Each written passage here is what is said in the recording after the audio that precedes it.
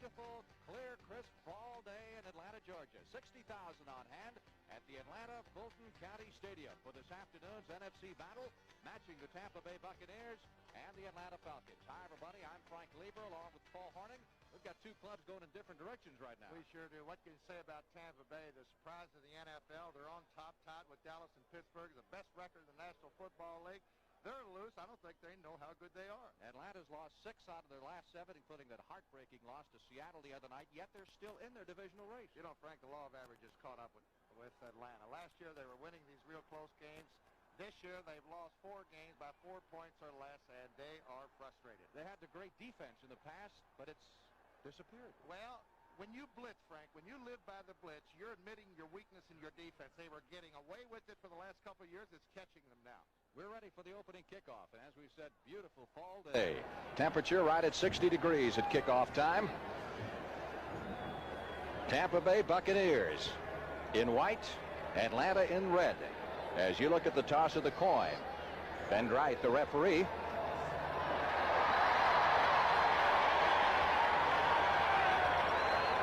Falcons have won the toss of the coin and elected to receive. Tampa Bay, with a record of 7-2, matches the best in all of pro football. Dallas has the same record, so does Pittsburgh. And, of course, a lot of talk about the easy schedule of Tampa Bay this year. As you look at John McKay, they haven't beaten a team with better than a 500 record so far, but they've done the job in their division, and that's what counts. They're 5-0 in that Central Division. No, they should cakewalk. We were talking on the NFL today. They might as well go ahead and buy your playoff tickets as we look at Lehman Bennett, a frustrated coach over there. His team has been up and down. They started with 2 straight victories, and, boy, they've had problems since then.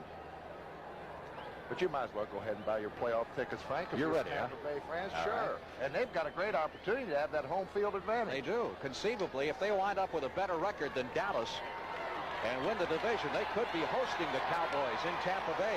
And Dallas, of course, has a lot tougher schedule coming down the stretch. We're going to look at 2 teams today, Frank. I think you're going to see Atlanta go back to the full blitz. They're going to blitz this young quarterback, Williams. Williams has only been sacked twice. He gets rid of the football. We should have a great football game. Dennis Pearson, the deep man, as Neil O'Donohue lines the opening kickoff, taken instead by Haskell Standback at the 10-yard line. 15-20. Standback is stopped just short of the 30-yard line. It was O'Donohue, the kicker, who made the tackle. Here's the Falcons' offensive line. Couple of number 1 draft picks in there, and Mike Ken and Warren Bryant, 2 outstanding tackles. The receivers, and Wallace Francis having his best year ever. He's caught 39 passes, 4th in the league. Steve Bartkowski, the quarterback, and 2 great rookie runners, William Andrews and Lynn Kane. 1st and 10 from the 29-yard line.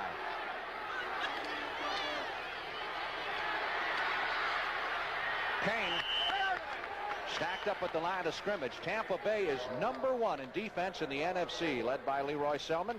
As Richard Wood, number 54, made the stop. Here's the Bucs defensive line. They play that 3-man front, and Randy Crowder is starting again this week, as he did last week in Minnesota for the injured Bill Kohler, though Kohler is available. The linebacking crew, one of the best in all of pro football.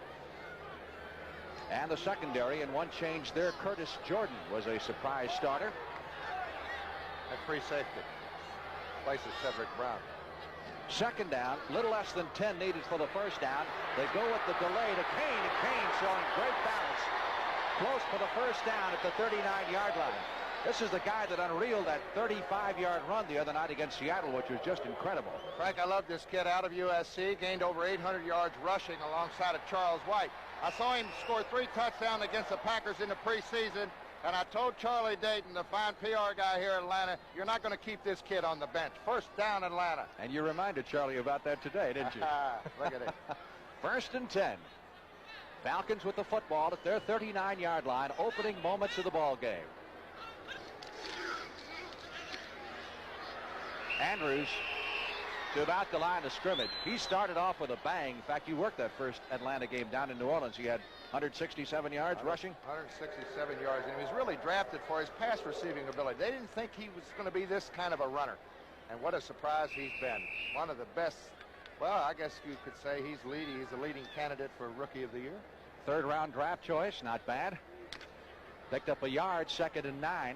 What these two guys do, Frank, is they block well for each other, Kane and Andrews. They don't mind hitting people. They got another rookie runner in Mayberry who does a fine job too. They really struck the mother lode in the draft this year as far as running backs. That's Kane, or rather making Andrews out to the 49-yard line. Cecil Johnson made the stop, and he'll be close for the first down. Good blocking up front. Jeff Van Note, Dave Scott, and R.C. Thielman, the guards. You'll see it. Watch a right guard comes over and takes the off linebacker. Andrews cuts back to the weak side. Andrews has already set a rookie rushing record for Atlanta, 556 yards coming into this ball game, averaging better than 4 yards a carry, just short of the first down. 3rd down, called it less than a yard. Double tight end setup for the Falcons. Almost a 9-man front with 2 linebackers. Kane for the first down. Reaches across into Tampa's end of the field at the 49-yard line. Richard Wood made the stop, but the Falcons have their second first down in this drive. Teams haven't played very much. In fact, just twice. 1-1. Both games in Tampa. It's the first visit ever by the Buccaneers to Atlanta and Fulton County Stadium.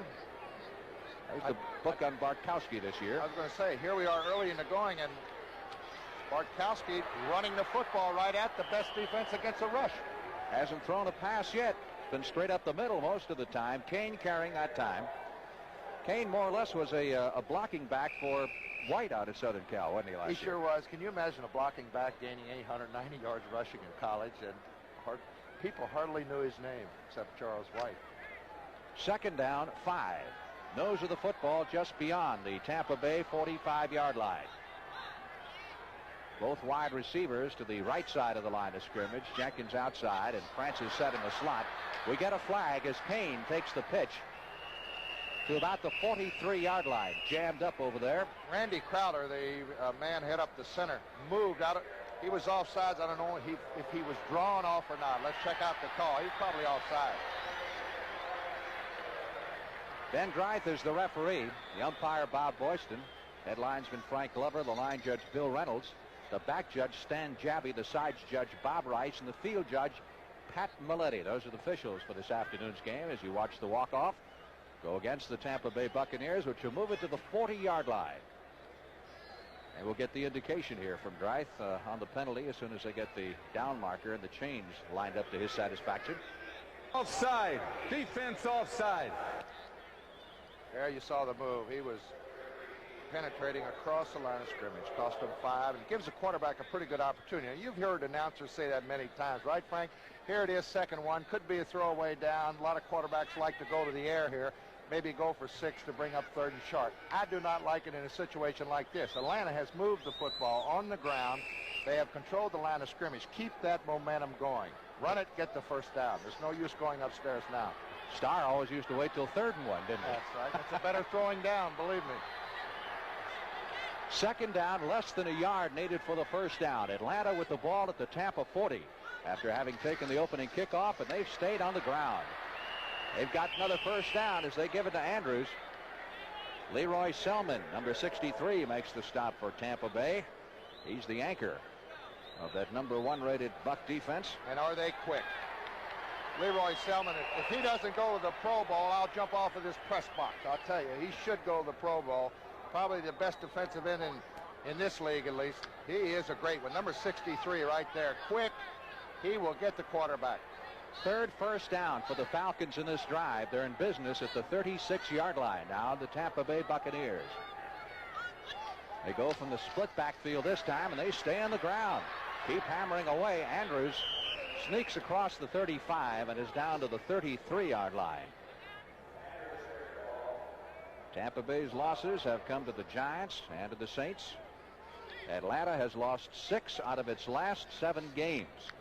And they're just trying to figure out what happened here. Here's a team that a couple of years ago, the defense set a record for least points allowed in the season. And this year, they are currently 14th in defense in the NFC and 27th out of 28 teams in the NFL. Again, the delay, this time they give it to Kane, and it does not fool the Buccaneers at all.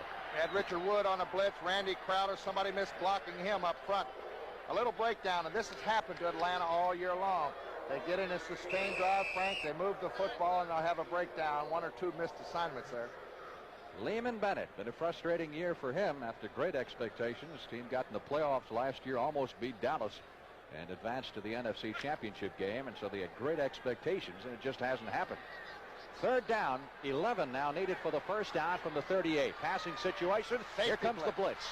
Bartkowski gets it away, one-on-one coverage, but the pass is way too long. Intended for Jenkins, who is down around the 5-yard line, but overthrew him by a good 5 to 7 yards.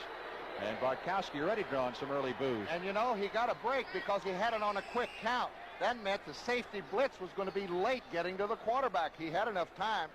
Had man-to-man coverage back there. Should have been a quicker pass. A quick post is the best pattern to run against that safety blitz. John James is the Atlanta punter, and he's had quite a year. He just doesn't punt it into the end zone. He's only had 1 kick going to the end zone, right, Frank? He is one of the premier punters in the pros. One of the best at the pooch kicks. Where he either drops it in there around the 10 or else puts it out of bounds inside the 10. Atlanta's got too many players on the field. What are they doing? There's a guy running over on the far side, I think, trying to get out of bounds. But he went over to the wrong bench, over to the Tampa Bay bench. And that would have been a penalty anyway. That was Dewey McClain, number 52. He looked like he was taking a lap around the field. That's what you call out of position. About 5 yards is not going to hurt James here. I was going to say, you know, punting, I think, is the only thing that hasn't progressed in the last 15 years in professional football. Most of your punting in the league is atrocious. Guys shank them off the right foot, but this guy is a real steady kicker. Reese is back as a deep man. James angling this one to the near sideline. Going to bounce. Well, it goes on into the end zone. So you have seen a rarity this year. James punt one into the end zone for the touchback. So the Bucs will bring it out to the 20-yard line, and Tampa Bay will have offensive control of the football for the first time this afternoon. 42 yards on the punt by John James. We'll be back in Atlanta in just a moment. Gentlemen, tonight we're brought together here by 2 things we all love. Good food and light beer from Miller. I want to take this opportunity myself to tell you, I don't get no respect. Gaston, je dis saignant. Si elle est pas saignante, then what is it? Meatloaf sandwich and a light. Gentlemen, as we all know and appreciate, light has 1/3 less calories than a regular beer, and it's less filling. But the best thing is it tastes great. Less filling. Gentlemen. Hey, Deacon, pass the roll. Hey, Charlie, that's my beer. No, this is by your broccoli. This is my broccoli. That's my beer. What's wrong with you guys? Hey, Bubba, you want the peas? Ooh. Hey, you gonna eat all that? Just showing off. Gentlemen, in closing, I'd like to think I speak for all of us when I say if it wasn't for light, I wouldn't be where I am today. Hey, you're profound. Light beer from Miller. Everything you always wanted in a beer, and less.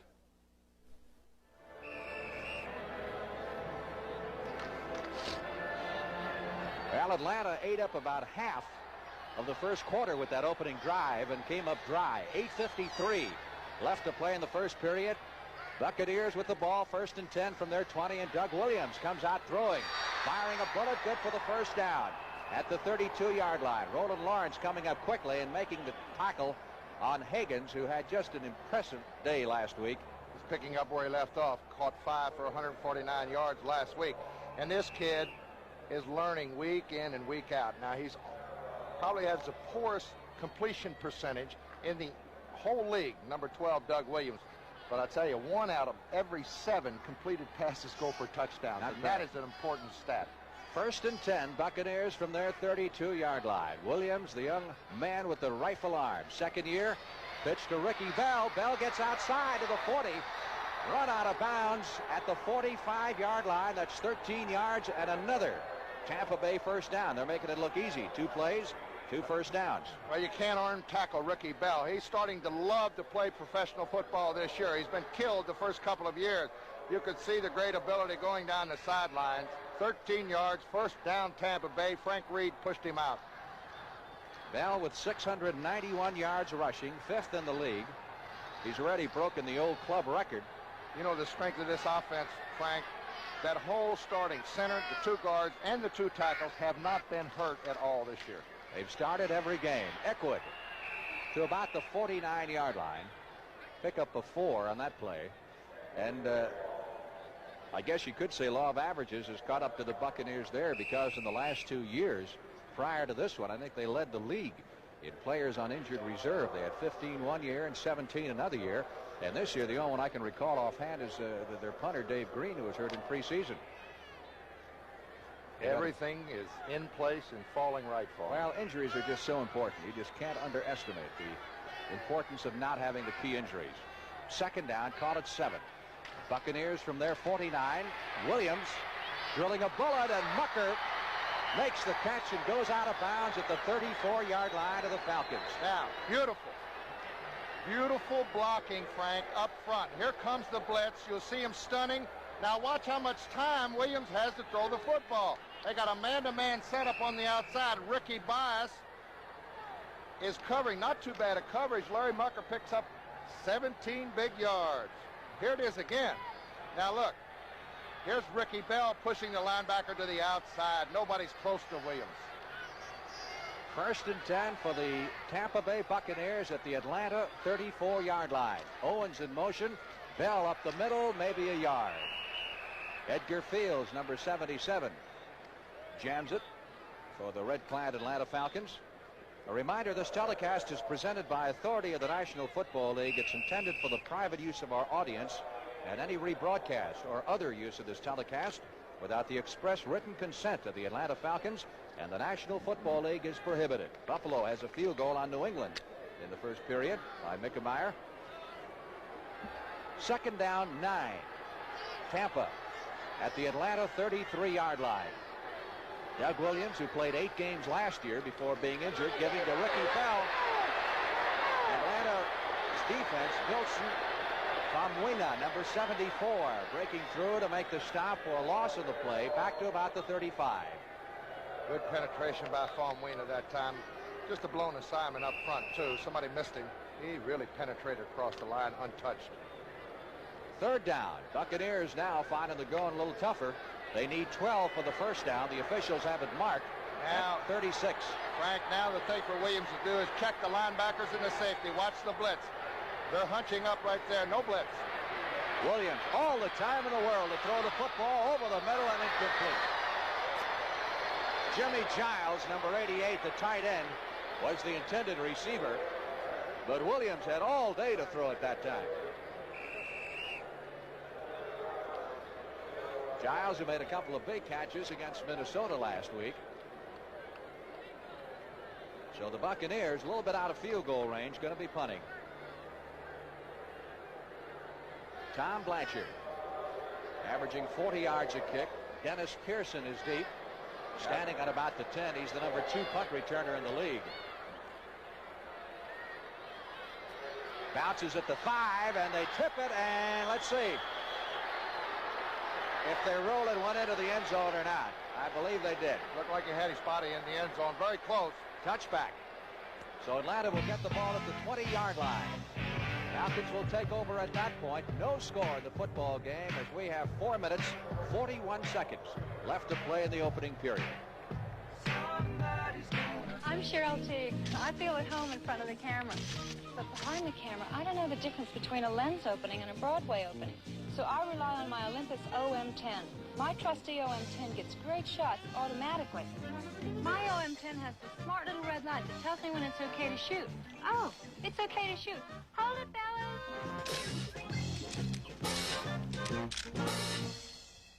With Olympus OM10, great shots automatically.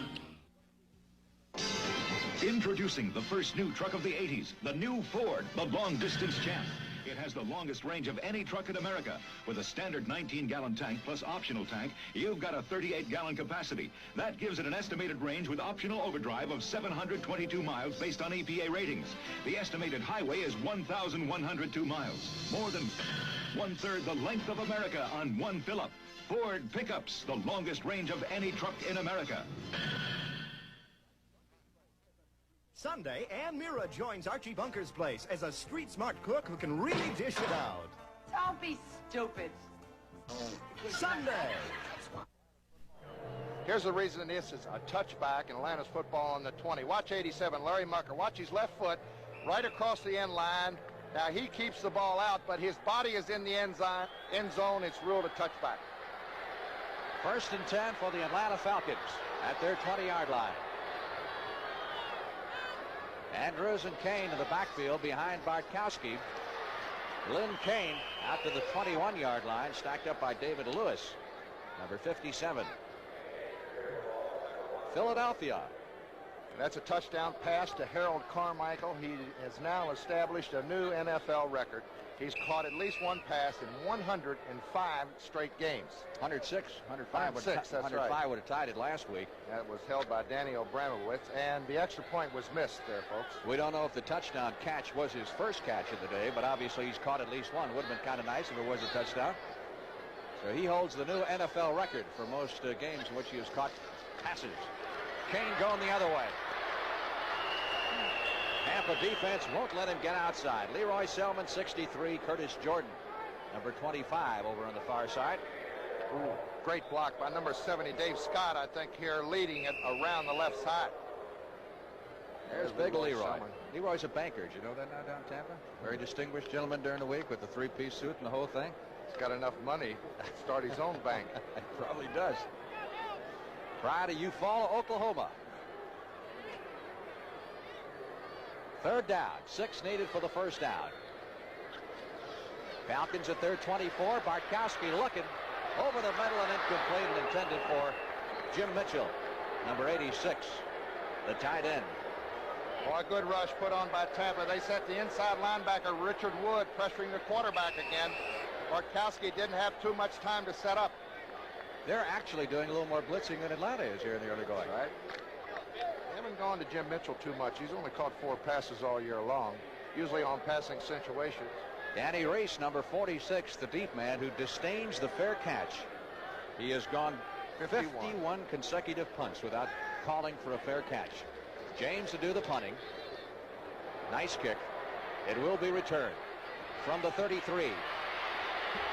Not far, however, as he is swarmed under. Tom Moriarty, number 45, leading the specialty team charge of the Atlanta Falcons.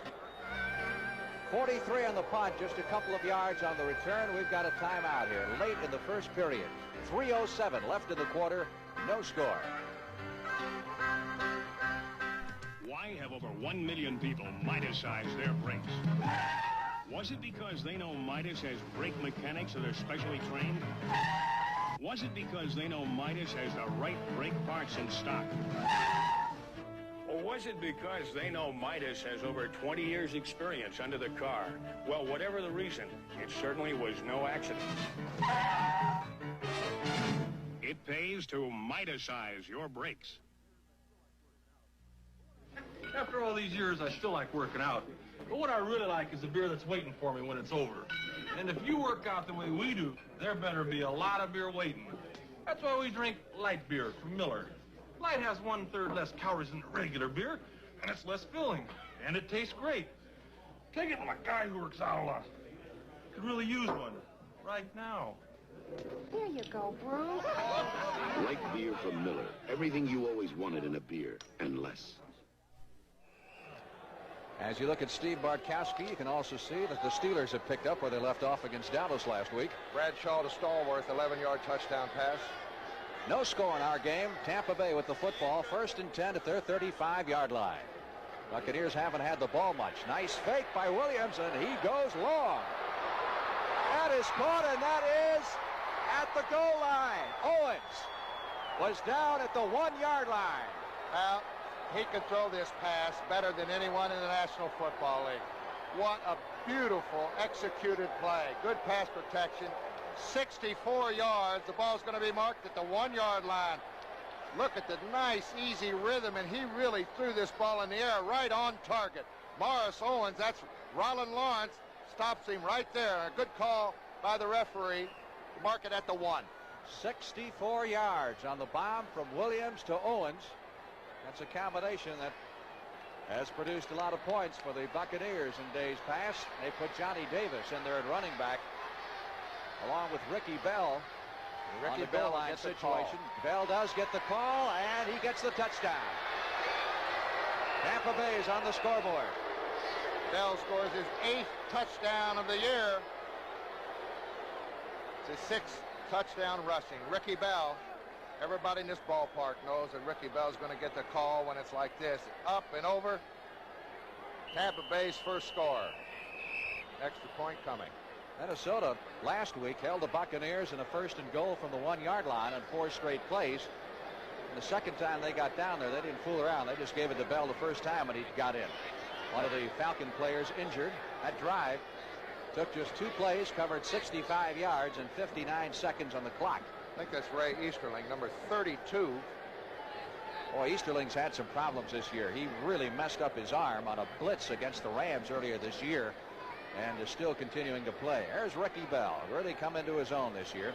Ricky has performed a lot better at home, though, than he does on the road. Averaged only 60 yards in 5 road games compared to 98 yards per home game. But every time he gains a yard, every time he scores a touchdown, it is a new Tampa Bay team record. He has to average 44 yards per game the rest of the way to reach 1,000. And if he stays healthy, just no question about it. Well, Easterling still being tended to. He hurt his arm, as we said, against L.A. earlier this year and is still having problems with it, but continuing to play. And they say that's one of the reasons that the Falcons have had problems on defense, because he hasn't been 100%. Very valued member of that secondary. Lehman Bennett kind of halfway read the Falcons the riot act this week, saying the defense, most of the guys just have not been playing as good as they were last year. That's all that's to it. O'Donoghue to try the extra point. It's good. So the Buccaneers are out in front with 2 minutes, 8 seconds left to play in the opening period at Fulton County Stadium in Atlanta, Georgia. Buccaneers 7, Falcons nothing.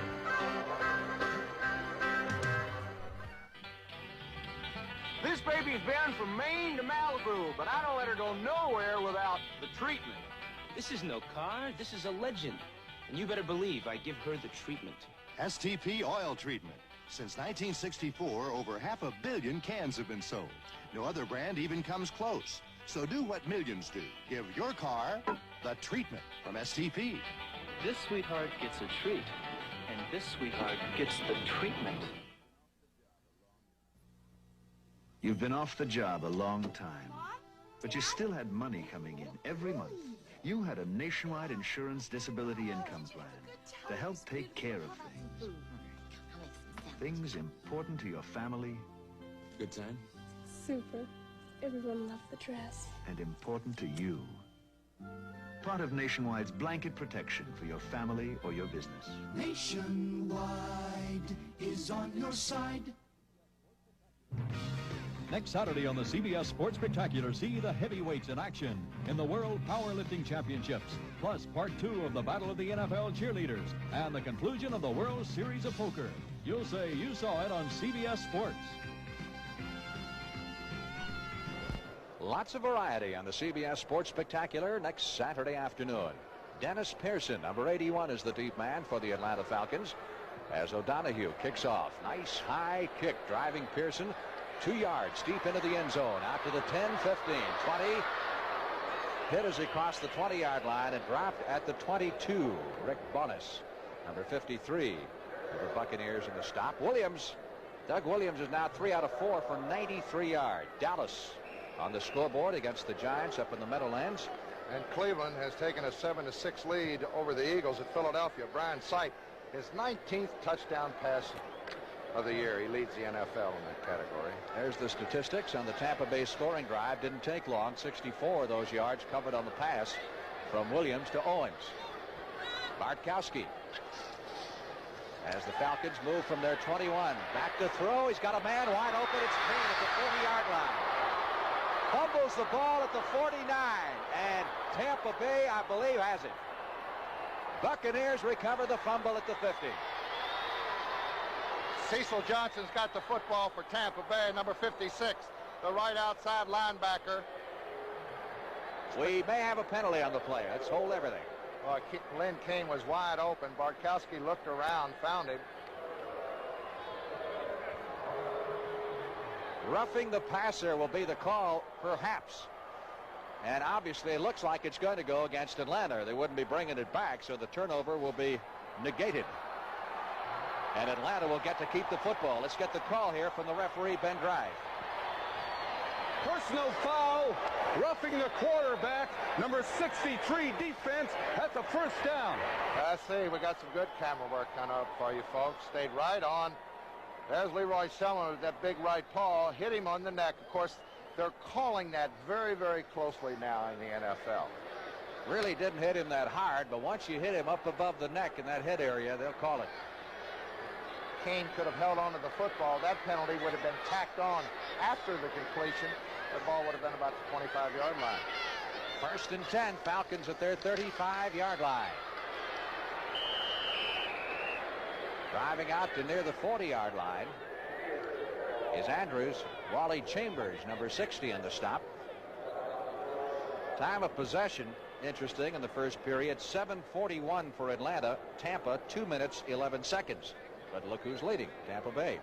And Buffalo's got an early first quarter lead, 6-0 over New England. Dallas, a field goal by Rafael Septien.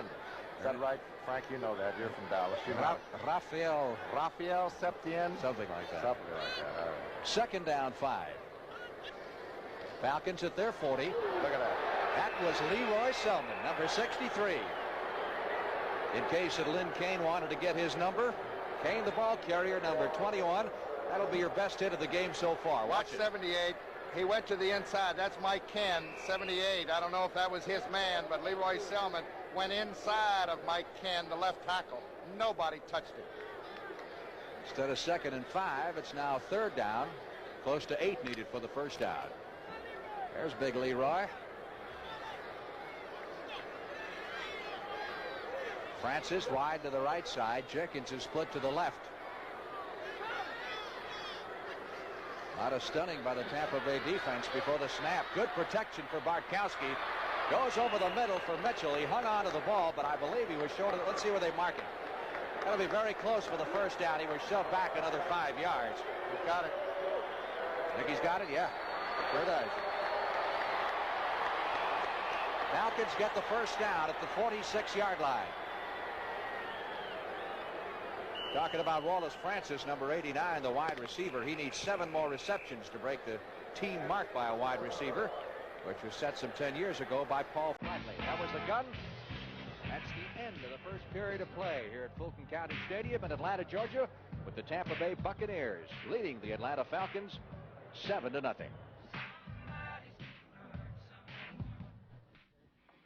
Sorry.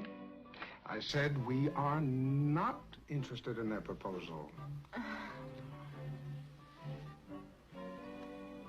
The meeting is next Thursday, Bill.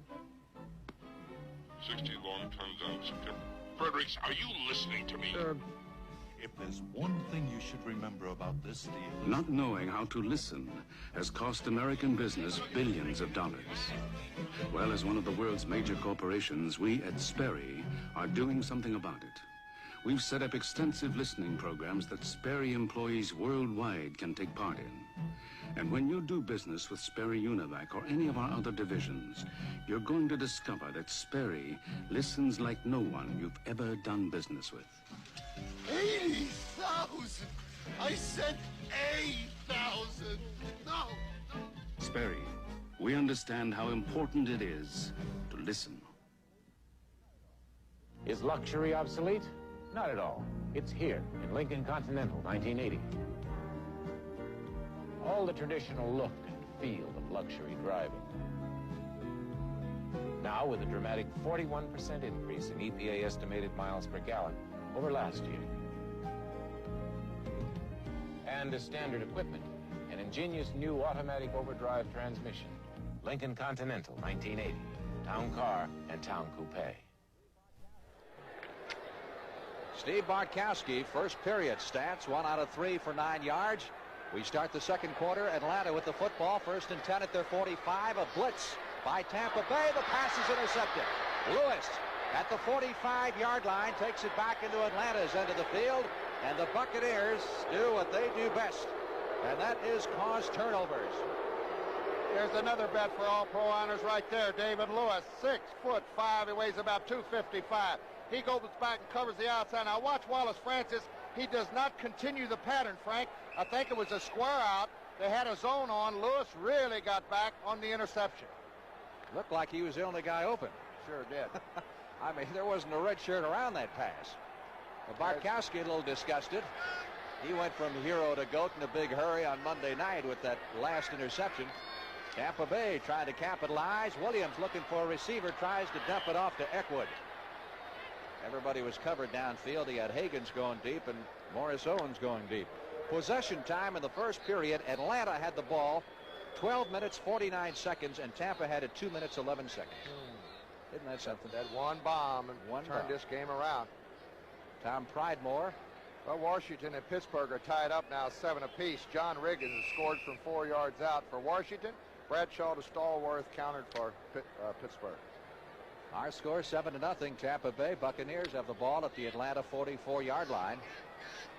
To make it the 49-yard line.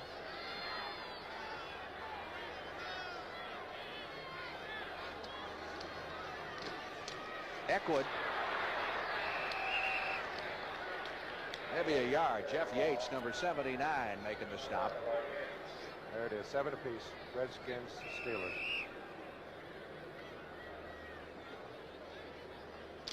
Yates, young man that came on when Claude Humphrey retired for Atlanta last year, did a pretty good job filling that slot at left end defensively. Third down. 14 needed for the first down. Doug Williams again going long. This time for Higgins, and Higgins couldn't hold it at the goal line. Had him out there. Oh, what a beautiful pass. He put it right there. Isaac Higgins had beat this man on a little post.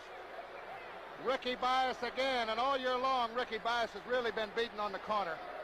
But you give a quarterback like this with such a strong arm, he steps up into the pocket this much time, puts it right on the money. Look at here. Beautiful pitch. Should have been caught. Should have been caught, absolutely.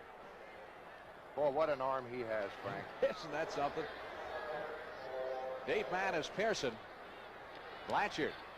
Almost blocked. Pretty good rush on him. Pearson lets it bounce and rolls inside the 10 and will be down at the 6-yard line.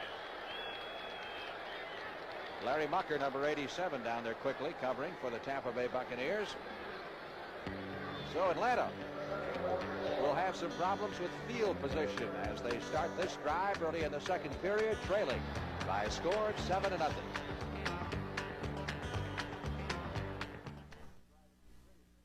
The new pension laws were driving me crazy, so I called the Connecticut General people. And did they come through for me? Coming through for you. That's what CG people do. We had some dental bills. Then my company got a Connecticut General Group dental plan. CG sure came through for us. Coming through for you. That's what CG people do. Call us. We'll come through for you, too. Take care of your car at Kmart.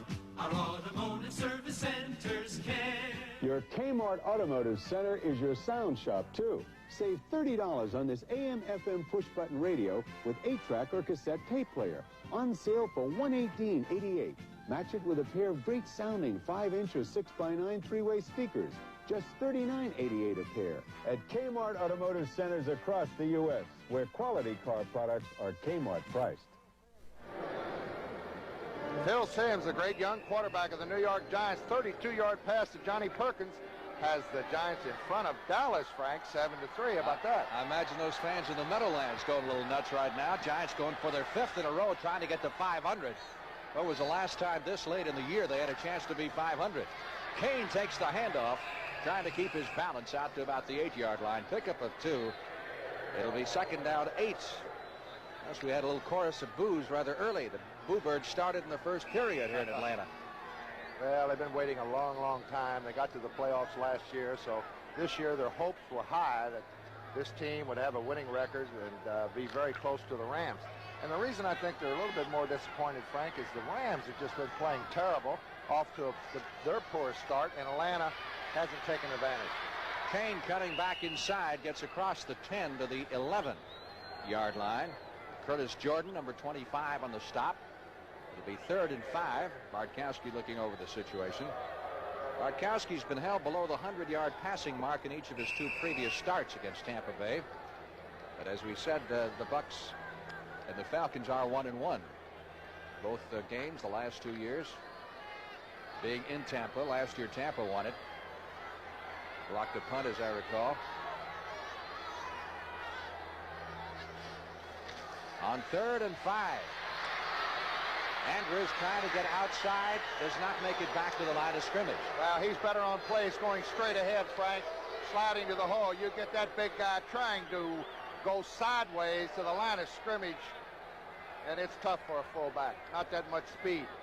Falcons will be punting out of their end zone now. Cleveland has added to their lead over Philadelphia. 39-yard field goal by Don Cockcroft. James to do the punting. He recently moved past Don Chandler and Don Cockcroft into 8th place in NFL history. Has a career total now of 668 punts. His in-laws are from the Tampa area. He has a little more interest than usual in this game. Nice high sailing kick. Reese waiting for this one. Backs him up to the 40-yard line.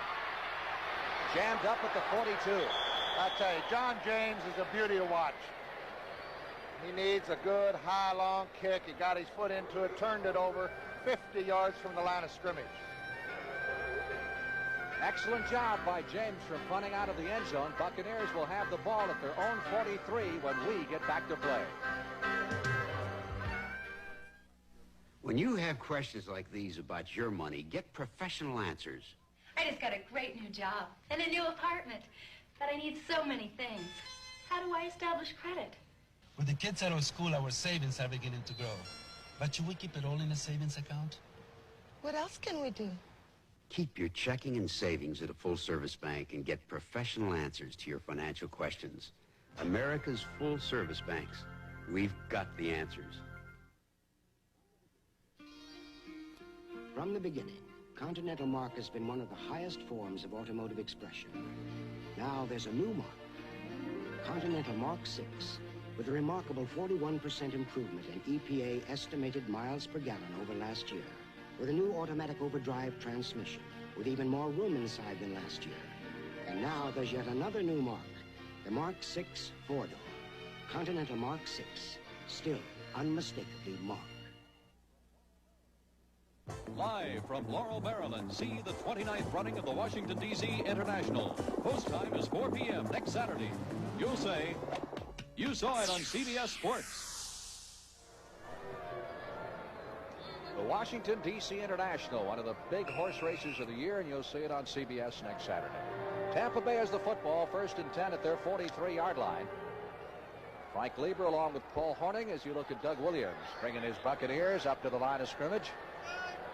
They haven't had the football much, but they've done quite a bit with it. They lead 7-0. Frank, I hope we can get a good close shot of this kid's hands. He's got the biggest pair of hands of any quarterback I've ever seen. Jerry Eckwood, rookie, number 3 draft pick from Arkansas. Started off strong and tapered off a little bit, but in fairness to him, he's got a bit of a hand injury. Look at those big mitts.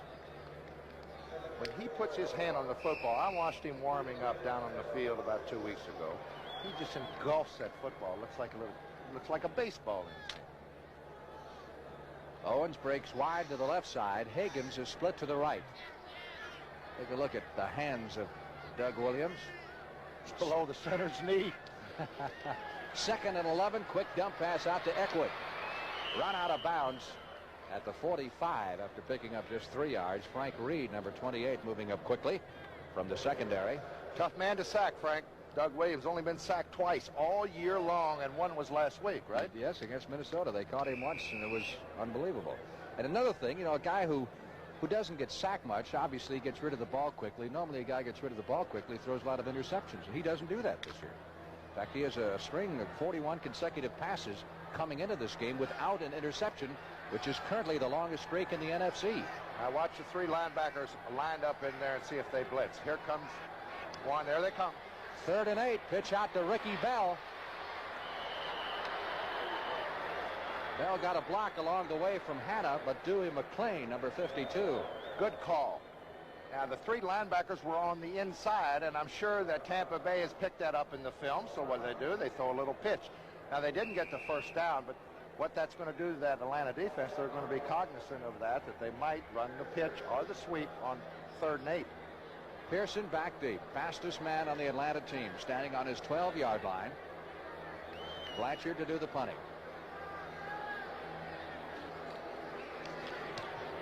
That's his 3rd punt.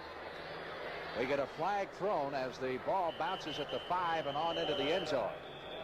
I think we may have had a receiver leave the line too early.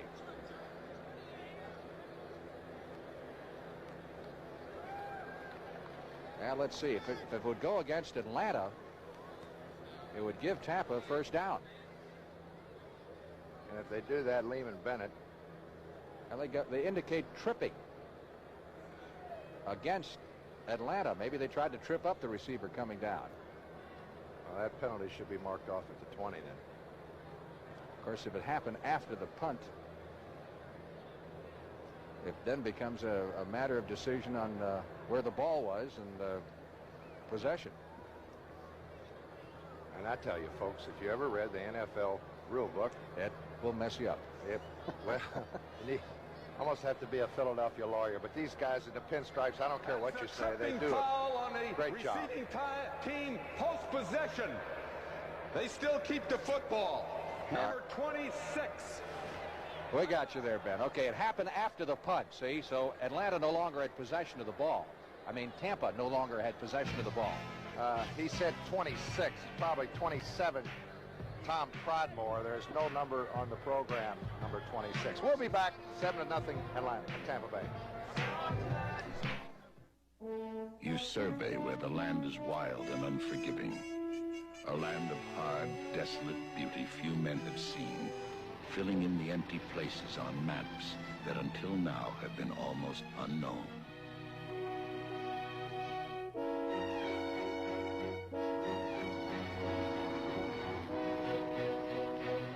But when the sun retreats from the sky, you set your sights for Miller time. Time to head for the best-tasting beer you can find. Miller High Life, America's quality beer since 1855. If you got the time, we've got the beer.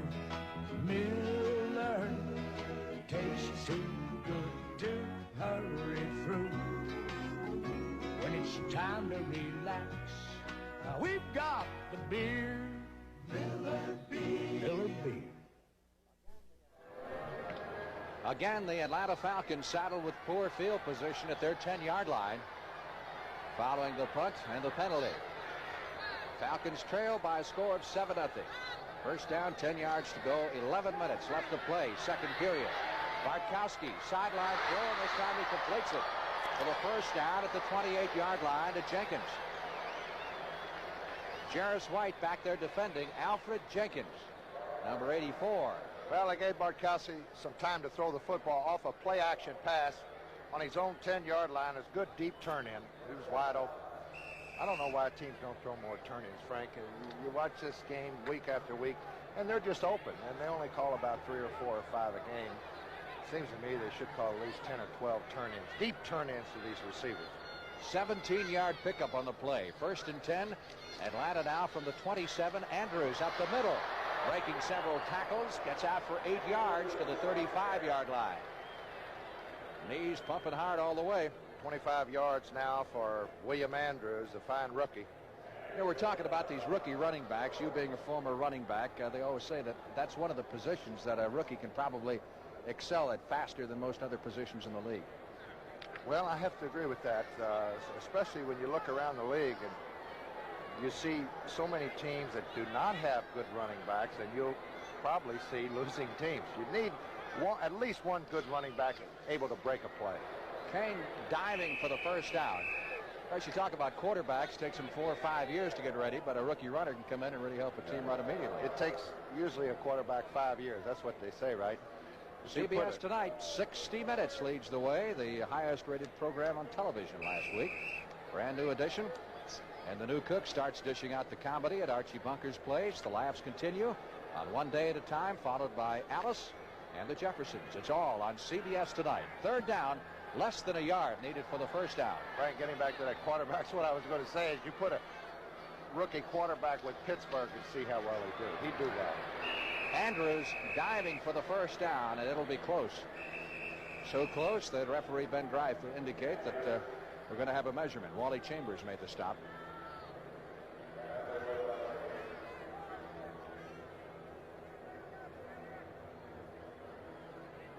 Seven 0, Tampa Bay leading. 8 minutes 56 seconds left to play in the first half. He joined us late. A 64-yard bomb from Doug Williams to Morris Owens put the ball down on the 1, and then Ricky Bell took it in. They did not make it. Gonna punt it, maybe. James can throw the football. Well, you can't take a chance here, can you? No, I wouldn't say so. Down 7 points. And they need this one. This is like a playoff game for Atlanta. They need to win today. 4th down and inches. James in to do the punting. The deep man is Danny Reese, number 46.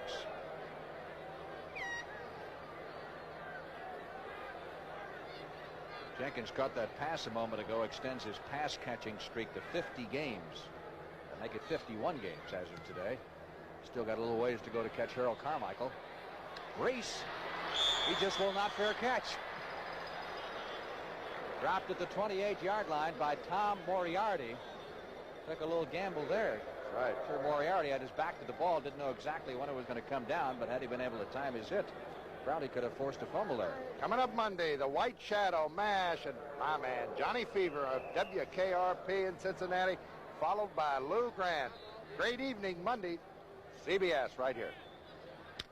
Harlem Globetrotters are involved in that White Shadow show tomorrow night. That's right. I saw that promo. They are something. 1st and 10. Ball just inside the Tampa Bay Buccaneers 30-yard line. Eckwood on the pitch from Doug Williams, trying to get outside. He turns that corner, he can move. He's out beyond the 35-yard line. Fulkin Kuykendall, number 54, making the stop. There's a good shot of that myth. Doug Williams, 6'4", perfect size, boy. And his brother is a great quarterback coming up at Grambling. The 2nd down and 5 needed for the first down. The officials spot the ball at the 34-yard line.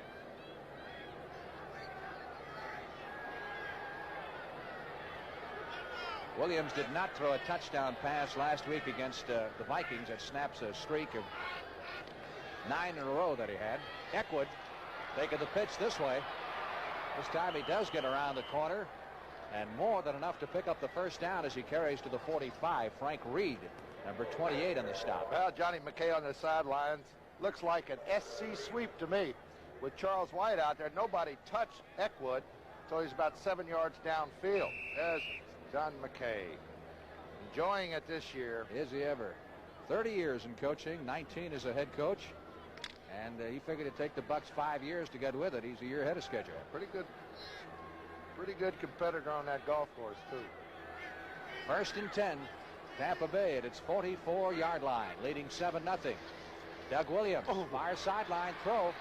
Hagan fumbled the football. Atlanta picks it up. That's Tom Pridemore down to the 25. Pridemore is dropped at the 20-yard line. Well, Tampa Bay could almost have this game out of reach had it not been for drop passes. Isaac Higgins early in the first quarter dropped the touchdown pass. Watch this quick hitch right there. It's complete. Gets close to the first down. That's 81. Higgins dropped it again. And down the sidelines, Tom Pridemore cuts back. And Atlanta's got a big break about the 20. Let's see if they can capitalize. 1st and 10 from the 21-yard line of the Tampa Bay Buccaneers. Atlanta trailing by 7. Kane, he's been a busy runner this afternoon, down to about the 15-yard line. Back inside the 15 to the 14. He picked up 7. Leroy Selman, number 63, in the stop. You know, I don't know why this always happens in professional football. I played for 10 years and still can't explain it. After a turnover, it usually seems that the offensive team comes in and they're way up. They're sky high. The first play usually picks up 7 or 8 yards, or it's a completed pass. It just turns right around. Second down. 3 needed for the first down. Atlanta at the Tampa 14-yard line. Kane on the delay, driving for the first down, and he looks like he's got it. They shove him back. Jarris White, number 45, on the tackle. And he broke a tackle by number 58, Dewey Selman. Dewey Selman had a shot at him, couldn't hold on. It is a first down at the 10-yard line. First and goal to go. Well, they're going back and forth, Frank, at Philadelphia. Wilbert Montgomery scored from 62 yards out to put the Eagles in front, 13-10 over Cleveland.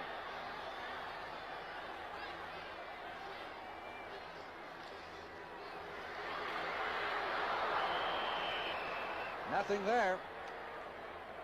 Leroy Selman and Mark Cottney doing the job that time. Kane been busy this afternoon. 14 carries, 27 yards, and he'll get a rest. He's coming out of the ball game right now for the first time. Billy Rickman comes into the game. Only caught 2 passes, and that was last Monday night. Both of them for touchdowns. They'll go upstairs here. They go with 1 running back, 3 wide receivers. Second and goal to go from the 13-yard line. Bartkowski over the middle, intended for Rickman, and knocked down 2 yards deep in the end zone by Mike Washington. Good Number coverage. 40. Good coverage by Washington. He took away the inside. Watch him take away the inside of Billy Rickman here. He's still on his inside. He guessed perfectly. Now he comes up, takes it away, almost a good interception. It'll be 3rd and 13. That's just a guessing game, Frank. Now, if Rickman would have been called on a square out, it would have been 6 points. He just guessed perfectly. You know, you should have been a coach. You make it sound awful easy. 3rd and goal to go from the 13-yard line. Francis in motion, back to throw, goes Bartkowski. All kinds of time, and finally he has to throw it away. Rickman had no shot at all, but he gave it a great effort, as you can see. Billy Rickman, number 82. Bartkowski lost control of the football. It popped up. He was lucky to get it back and get a pitch off. Breakdowns. This is what has happened to Atlanta all year long. They get something going, and then, boom, 2 or 3 plays in a row. Falcons will have to settle for the field goal. That brings on Tim Mazzetti. Maybe. And he's had some problems. He missed a 25-yarder the other night against Seattle, and that could have made a big difference. This will be a 31-yard attempt. Also had problems with extra point. All right. Got it. So Atlanta is on the scoreboard with 4 minutes and 58 seconds left to play in the first half as they get 3 out of it. Turnover on the fumble by Higgins. The return by Pridemore, putting the wheels in motion for the 31-yard field goal by Tim Mazzetti. Introducing the 1980 seams in his slacks seem to disappear. Then he needs clothes from Levi's Sportswear. Levi's slacks, blazers, and suits hold their great looks because they're sewn to the tough standards that made the Levi's name famous for durability. Men's clothes from Levi's Sportswear, where quality never goes out of style.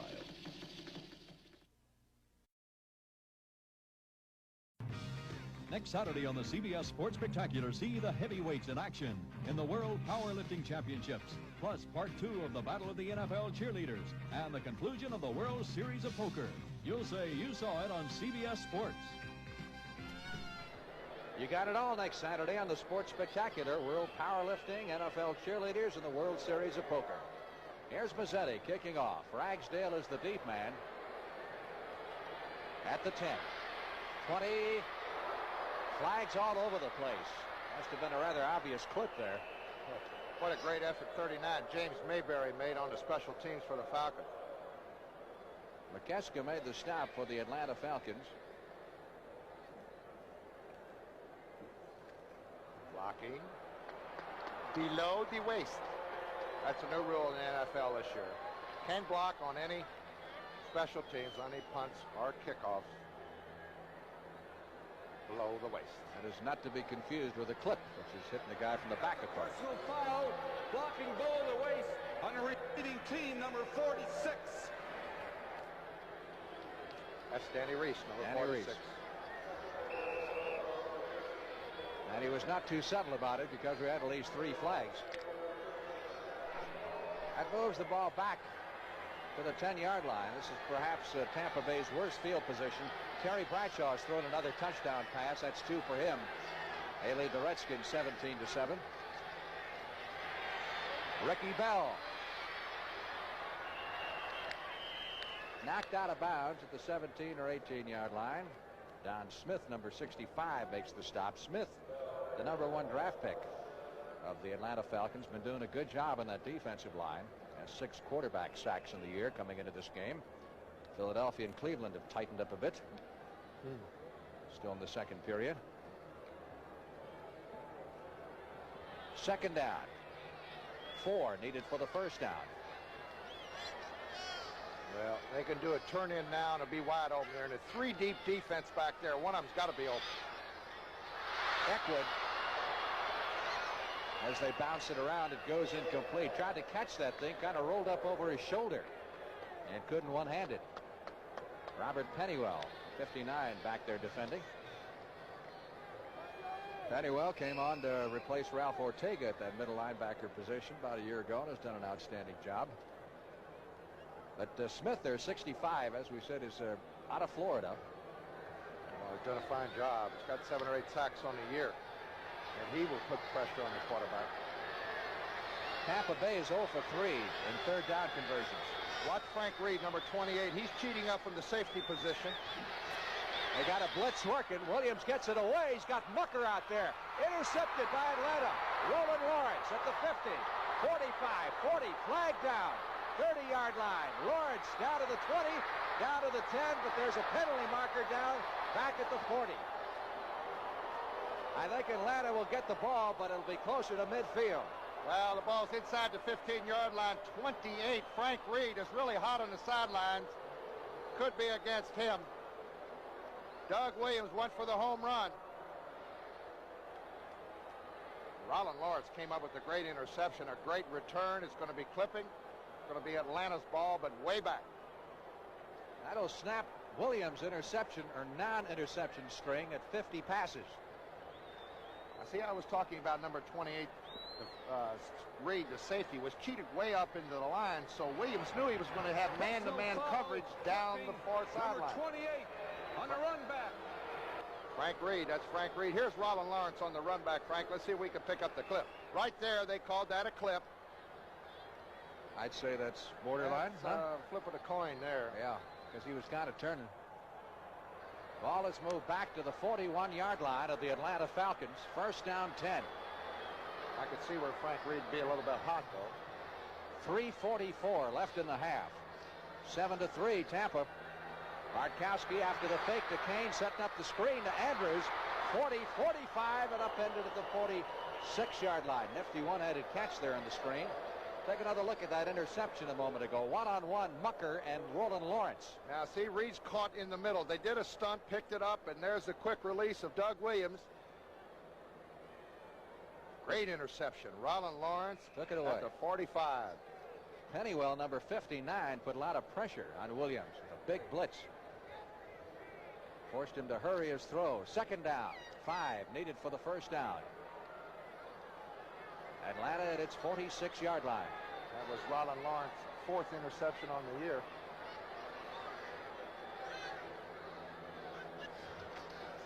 Bartkowski feeds it to Kane. Kane is at the 50, 45, 40. Down to the 35-yard line, and Leroy Selman runs him out of bounds.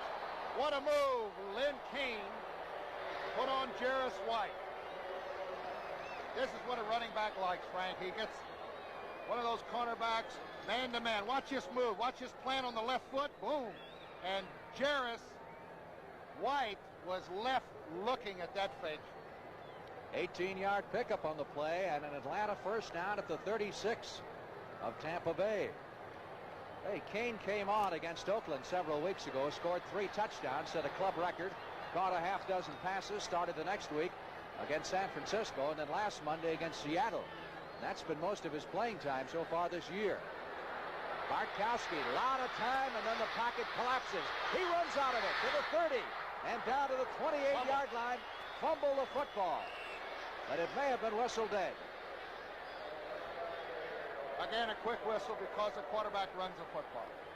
Much quicker whistle for the quarterback when he runs it. Randy Crowder on the stop. I don't know how he got out of this jam. He was completely surrounded by white shirts. Right here. Ducks him underneath. Now let's see if he goes down. He hits, well, the football was gone by the time he hit the ground. But they whistled it dead. That's the way it goes. Ball is at the 29. Pick up on the play of 7 yards. It'll be 2nd and 3 for the Atlanta Falcons. I don't know. You don't like that whistle, huh? I was going to say, I had an argument with one of the referees. I said they do not call a fumble today like they used to call it, but he said they exactly the same as 15 years ago. He was a man who never danced, never sang, never performed for an audience. Yet since 1891, his talent has thrilled millions. A little bit more to the left. All right, sir. His name was William Tuttle. His gift, architecture, and his masterpiece, Carnegie Hall. Perhaps the only music hall in the world where every person in the audience can hear every note, no matter how softly it's played. Mr. Tuttle, we're about finished, sir. Mr. O'Reilly, here, you don't have to shout. The same commitment to perfect sound that went into building Carnegie Hall goes into every high-fidelity component Pioneer makes. That's what's made Pioneer #1 today with people who care about music. Pioneer, we bring it back alive. Frank Lieber with Paul Hornung. We're at the 2-minute warning here in the first half. Frank, let me clear up that point I was making before we went away with the commercial. I really think that they call the whistle too quick on fumbles. I think it should be a back's responsibility, or even a quarterback, to hold on to the football. If they go down and the ground causes them to fumble, it is not ruled a fumble. I think it's a responsibility of the running back to hold on when he hits the ground, the initial impact. 2nd and 3. Atlanta from the Tampa 29. Andrews powers up the middle down to the 21-yard line. He's a better runner when he's running north-south, isn't he? Absolutely. First down. Falcons with a chance for the go-ahead touchdown. Dewey Selman made the stop. Atlanta Falcons, a team that's lost 4 ball games by 4 points or less. They've lost 6 of their last 7, but they're still very much in that race. They're only 2 games behind New Orleans, and New Orleans and the Rams, the 2 teams ahead of them, both have tough teams to play today. 1st and 10. Atlanta at the 21. Bartkowski handing off, but not fooling the Tampa Bay defense as Andrews is corralled again by Leroy Selman. Let's take a look here. 1 remaining back. There it is. Little quick pitch underneath. Delayed trap's what it is. It didn't fool Leroy Selman one bit. Clock is still moving. Less than a minute left to play in the first half as Lehman Bennett looks on.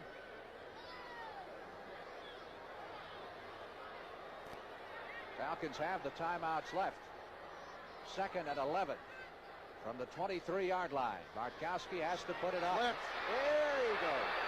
David Lewis, number 57, crashing through from the left side. Now they're going to have to call time. Well, 36 seconds.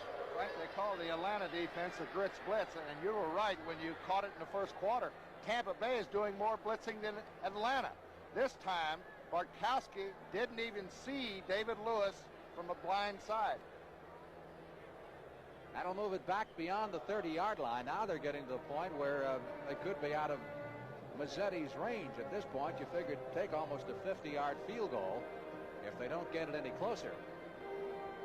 Well, you're always trying to pick up the first down here, but I wouldn't get crazy here. I would settle to get the football to the 20 or the 17 or 18-yard line and at least get 3 points on the board.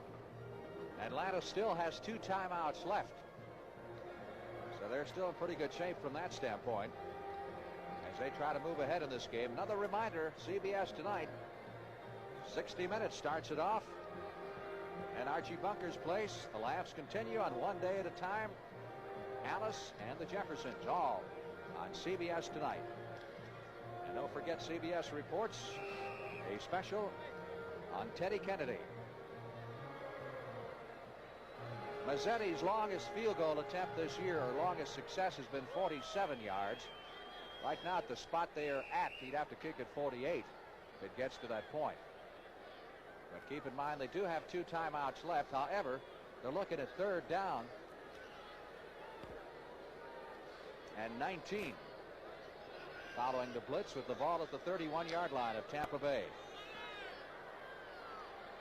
Bartkowski has put it up sparingly in the first half so far.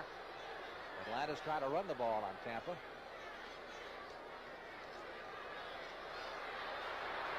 Three-man blitz. And Wally Chambers has got him. I was going to say they only rushed 3 men. They dropped off the linebackers. And this is when you have a great defense, Frank. When you can go into a prevent defense and still the 3-man rush gets to the quarterback. This is Wally Chambers on the outside, number 60. The top of your screen going against Warren Bryant, man-to-man. He beats Bryant to the outside. Grabs Bartkowski around the legs, and they'll have to punt. And now, obviously, they are out of field goal range. Letting the clock roll on. Inside of 10 seconds left to play. They just let it run out. They're just going to try to let it run out, but they may have not have enough here. See if Tampa Bay calls time, or well, now Atlanta's going to call time. Now, why would they call time with 4 seconds to go for letting it go that far? Well, they want to try that home run ball down the right sideline. It's called Big Ben here at Atlanta. That's right. They won 2 or 3 games last year. I think the New Orleans Saints know what Big Ben is. I worked both those games last year with the Saints. The one down in New Orleans, in which they wanted with that type of pass, and another one here that they won in the waning seconds too. Didn't take that type of pass, but let's see if they line up 3 receivers on one side of the field and throw the home run. Jim Mitchell comes out. They'll have Francis, Alfred Jackson, and Alfred Jenkins. Next week, another doubleheader on CBS. First game's Tampa Bay at Detroit. 3rd game on this road swing before they return home.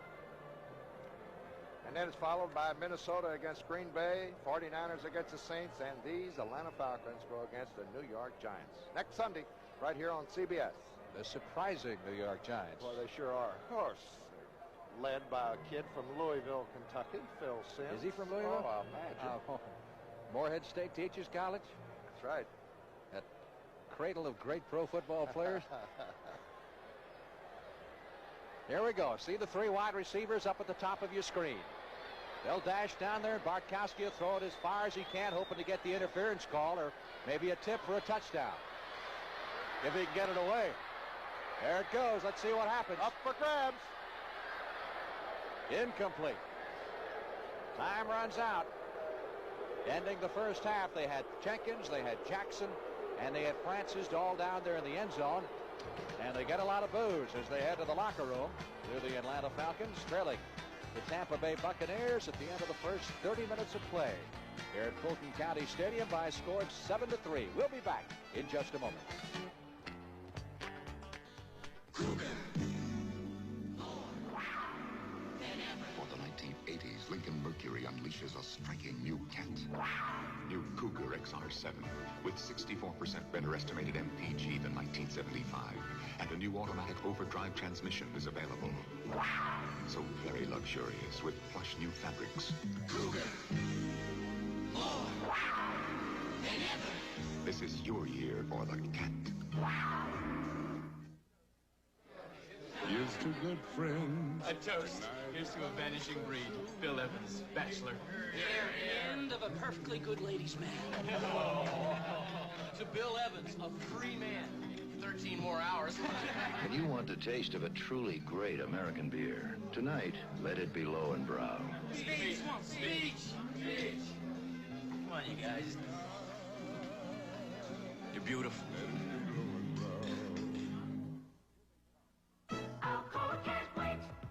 Here they come, pouring in from California and Vermont, from Texas, Oklahoma, and Georgia, from all over the country.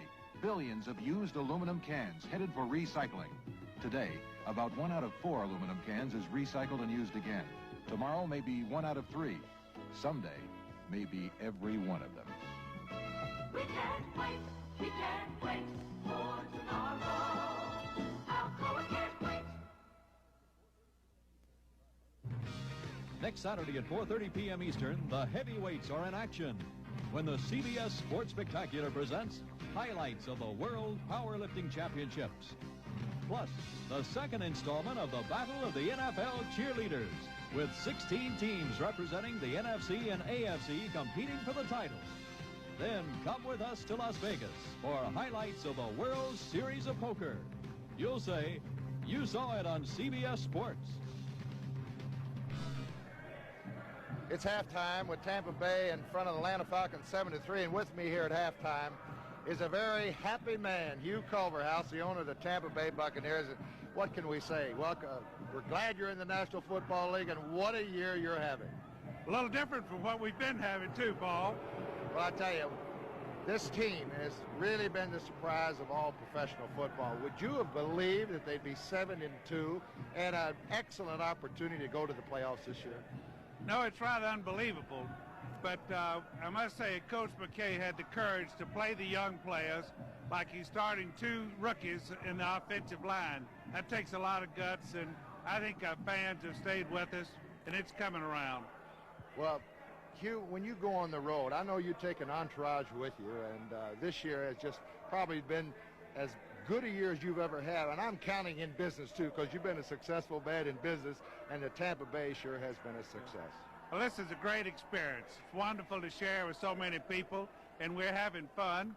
And I think it's time some of the people that travel with us rode home on a winning flight. Well, that's good. Hugh Culverhouse, the owner of the Tampa Bay Buccaneers. Now let's go to New York with Brent, Irv, and Jane.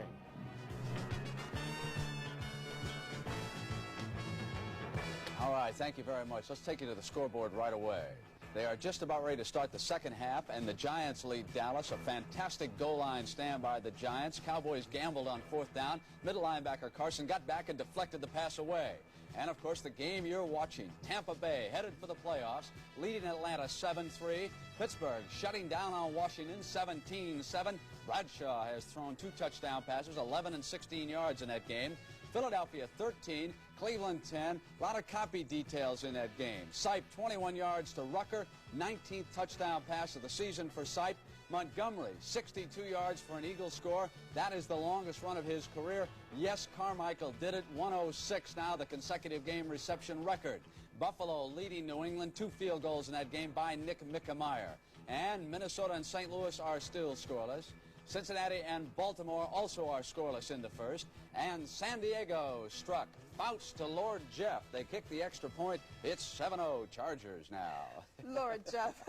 When the Dallas Cowboys arrived in New York late yesterday, CBS had a cassette of Too Tall Jones's bout ready for them to view. Irv Cross asked Cowboy General Manager Tex Schramm his reaction to Jones's debut.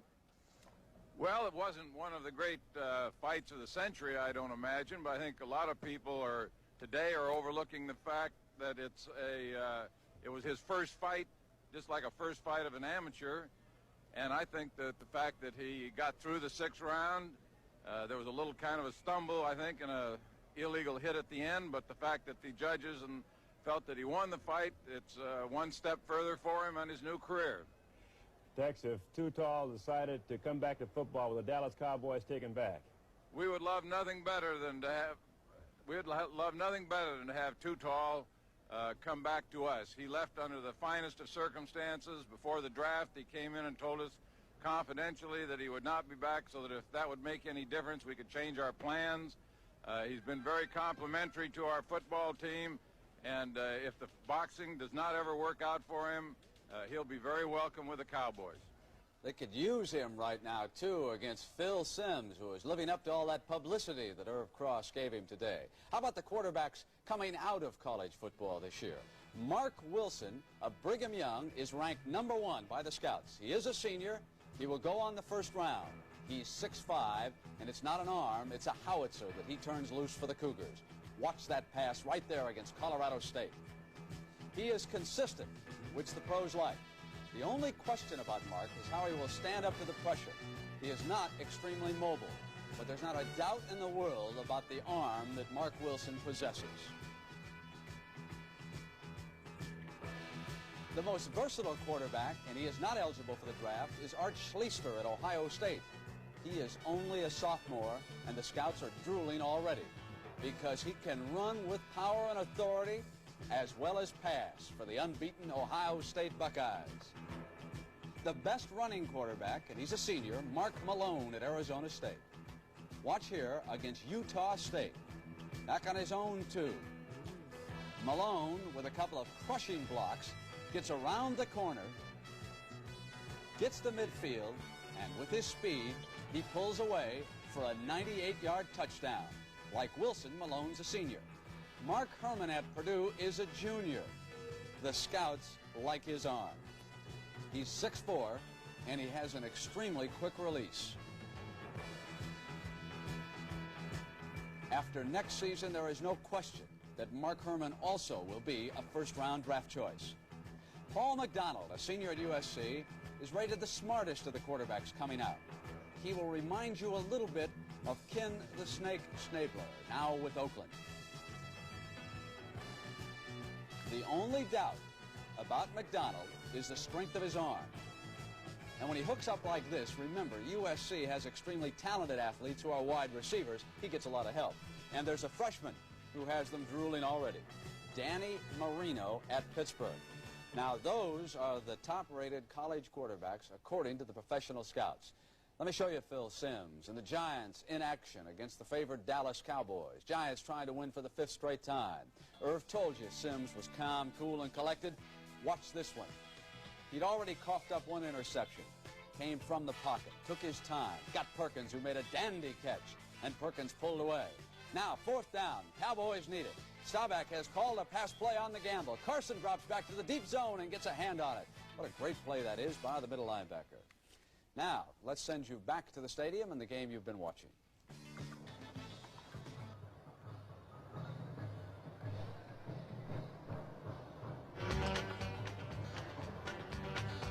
Thank you very much, Brent. We're in Atlanta. Halftime. Tampa Bay leading Atlanta by a score of 7-3, and we'll be back with more halftime activities after this word from your local station.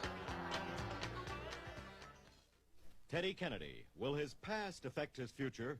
A look at the public figure and the private man as CBS reports Teddy, Sunday at 10, 9 Central and Mountain. This is CBS.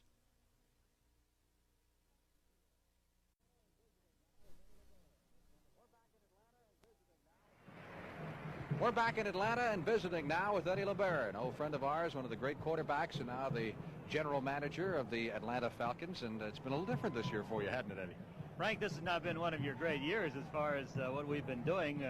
We played probably very similar to last year, but we lost 4 games in the last play of the game this year. Last year, we were winning those. Well, maybe you got all the luck last year, and now some of it is catching up to you this year. Well, I think it's more than luck. I think a good team will win close, and a team that's not so good will lose close. So we just have to get back on the track and start winning these tough ones. But you still got a shot at the division, even though you're 3-6. It's amazing, isn't it? But you have to start winning sometime. You can't win by default forever. But you know, Tampa Bay's an awfully good football team, so we're going to have a tough time today, and each week from now on is going to be tough. And we appreciate you stopping by and visiting with your old CBS cohorts. Well, thank you. It's good to be here. Yes, Eddie LeBaron, the general manager of the Atlanta Falcons, and one time, of course, a CBS analyst, and prior to that, one of the great quarterbacks in the National Football League. Second half kickoff time, getting close here in Atlanta. Tampa Bay leading the Falcons 7-3, and we'll be back with the kickoff in just a moment. I'd like to talk to you about the Sony Betamax and an incredible feature called Betascan. I'm Tom Williams Sr., and if you know tennis, you know my son. Here's a cassette of his last championship match. Betascan lets me go fast forward and reverse, so I can skip the boring stuff like this long rally, and stop when I come to the real exciting parts, like Tom Jr. here dashing onto the court to pick up the ball. Isn't Betamax terrific? It lets you see what you've been missing and miss what you don't want to see. It's from Sony, the one and only. I never worry about what brand name part my mechanic puts on my car. That doesn't make me a bad guy. I go to a professional mechanic I can trust, so I trust the parts he uses. He uses Mopar. It means nothing to me, but it means a lot to him. Mopar fits all American-made cars, foreign cars too, and they're used by professional mechanics all over the world. If the professional trusts Mopar, I trust Mopar. Does he make me happy? He makes it his business. Trust your car to Mopar. Would you adopt a child who is handicapped? It takes a lot of patience, a lot of guts. I'm Steve Wilson of the Tampa Bay Buccaneers, and I'd like for you to meet some people who are doing something pretty remarkable, finding permanent homes for handicapped children. It's a United Way agency, and they place kids that other adoption agencies just can't find homes for. A lot of parents who have already adopted a child with special needs also volunteer to come in and talk with the parents who are considering adoption. It made me think, what would I do in their place? These kids and their parents, they're really amazing. This is a unique service here in the Tampa Bay area, but it's typical of the way the United Way works. Thanks to them, and thanks to you. It works for all of us, the United Way.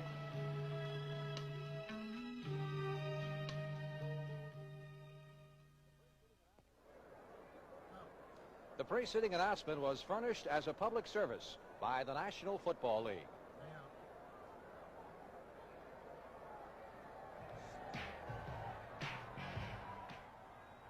The NFL on CBS. Today's game is sponsored by Light Beer, everything you always wanted in a beer and less. Lincoln Mercury and the exciting 1980 Cougar XR7. And by Olympus OM10. Great shots automatically. Frank Lieber with Paul Horning back in Atlanta at halftime. Capacity crowd of 60,000 looking on. Here are the first half statistics. Yards passing, you can see Tampa Bay has a very big edge, largely because of that one play when you get right down to it. 64-yard pass.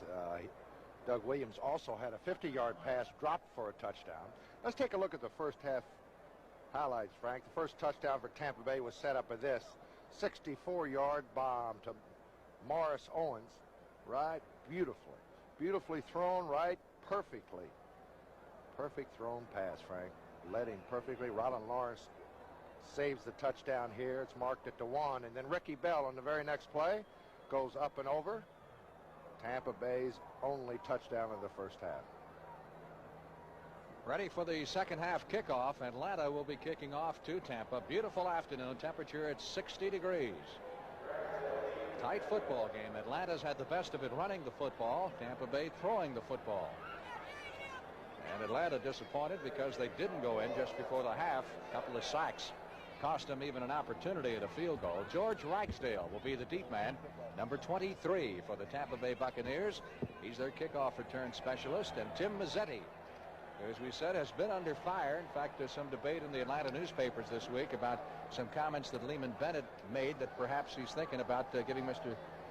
Mazzetti a short vacation to work out of his slump. Well, he said that was a misunderstanding. He had no idea to, let him take a vacation. But I'm sure it made Tim Mazzetti think a little bit. I imagine so. Nice high floating kickoff.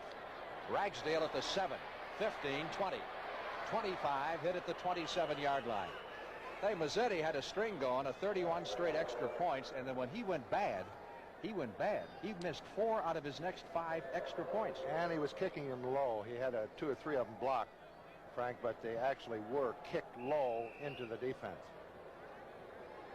1st and 10.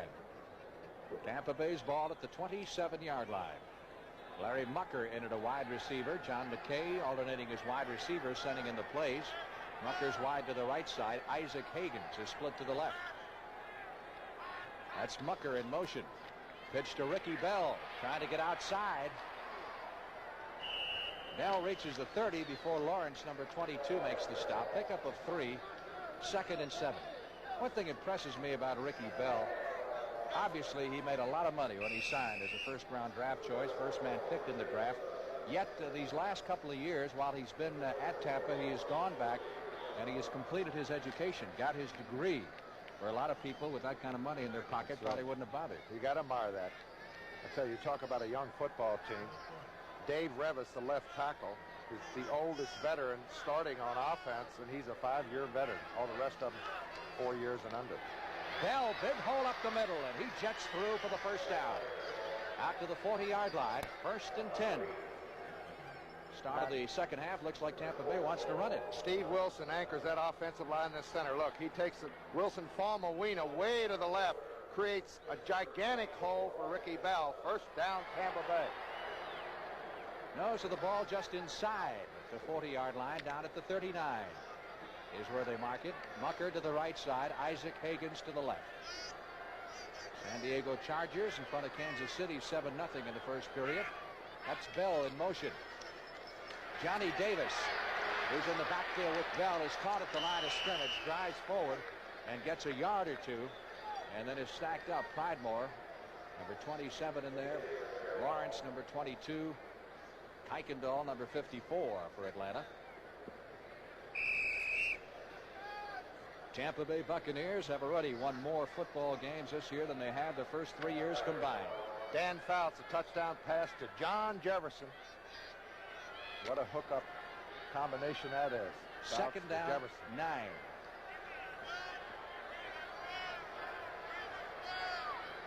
Tampa with the ball at the 40-yard line. Doug Williams unleashes that rifle arm intended for Morris Owens. He had Lawrence all over him at the 42-yard line. In Atlanta's end of the field, we had a flag back at the line of scrimmage, roughing the passer. I tell you, he almost put this right on the numbers. I thought it was a good pitch, a little bit high, but that's the kind of catch you got to come up with at least 50% of the time if you're a receiver in the pros. That'll move it down to the 45. Personal foul. Rough. 74. That's a first down. You catch that number? Was it 74? It would be 74, 54. Kuykendall maybe. Falmawina 74. I believe it was Kuykendall, though, 54. But it's a first down for Tampa Bay at the Atlanta Falcon 45-yard line. Early in the third period of play. John McKay. A lot of Tampa Bay rooters on hand here. Well, we got a lot of orange over on the far side of the field. Banners and everything else. I guess you might say this is the battle for the Southeastern supremacy in pro football. Of course, Miami may have something to say about that. Ricky Bell couldn't get outside.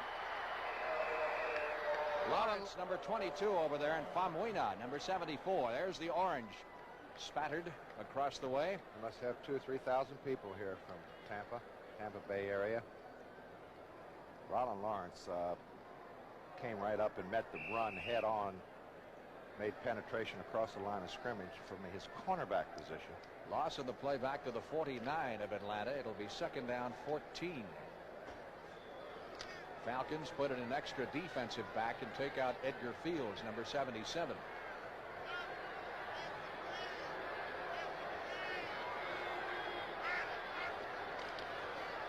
Eckwood doing a little jitterbugging. Down to the 45, pick up a 4 in the play. Dewey McClain, number 52, makes the stop. Eckwood broke a bone in his wrist earlier this year and still has that left wrist rather heavily bandaged, and they say it has affected his play somewhat. That play there, a good illustration of the confidence in the Tampa Bay offense this year over last year. Last year, second and 15, they would have thrown the football right away. Here they come back with the draw and pick up 6. They're still 0-3 in third down conversions. This is a 3rd and 10 for Tampa Bay at the Atlanta 45. Quick pass. Higgins downfield. Lawrence down there with him. Out of bounds. So it goes as an incompleted forward pass. Will come back to the line of scrimmage, and Blanchard comes on to do the punting. I think Tampa Bay's been a very good come-from-behind team. They haven't been behind in this ball game, but of their 7 victories prior to this, 5 have been come-from-behind wins. That's Dennis Pearson, number 81, the deep man. Blanchard ready to do the kicking. Looks like a 10-man rush. They're going to try to block the kick, and all they pulled off. They dropped 3 guys back rather quickly.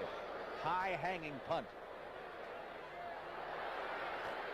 Fine effort in an attempt to save it from going into the end zone by number 44, the Tampa Bay Buccaneers. Cesar didn't work out, and Atlanta will get the ball offensively for the first time in the second half of play, trailing 7-3. American business is being taken over by revolutionaries. Revolutionary Savin copiers. Savin's advancing in New York, surrounding Dallas. Savin's winning over banks and brokerage houses. Why is big business going for Savin in a big way? Because Savins are fast, economical, and remarkably reliable. In fact, last year, Savin outplaced Xerox and IBM combined. So if you haven't noticed the revolution, you will. Savin, the revolutionary copiers that are winning over big business. Super automotive values from Sears. Now get the full power of the Sears 48 battery for a full $7 off its regular low price. Now on sale, the Sears 48, $47.99 with trade-in. You save $7. And now America can save money on the best-selling steel-belted radial tire in Sears history. Get them now and save yourself $28 to $60 on a set of 4. At Sears, where America shops for value. Next Saturday on the CBS Sports Spectacular, see the heavyweights in action in the World Powerlifting Championships, plus Part 2 of the Battle of the NFL Cheerleaders and the conclusion of the World Series of Poker. You'll say you saw it on CBS Sports. I think you like that cheerleader portion of the It's Sports nice Spectacular, weather for right? it, isn't it? Yeah. Like the Atlanta cheerleaders are a portion of that. I hope it stays warm all year long, man, up there. St. Louis, 3-0 early first quarter lead over the Vikings. 1st and 10. Atlanta with the football at its 20-yard line. Falcons are kind of huffed and puffed up and down the field, but haven't had much to show for it. Andrews carries out to the 24-yard line. Pickup of 4. Dewey Selman, number 58, makes the stop. Dewey, of course, calls the defensive signals for the Tampa Bay Buccaneers at the linebacker position, and he and Leroy have an audible where they pull one of the tricks where he loops outside and Leroy goes inside, or vice versa. And they asked Dewey, said, what is the audible call? And he says, I get back there and I yell, Leroy, and he knows what I mean. Give the ball to Leroy. No, that's offense.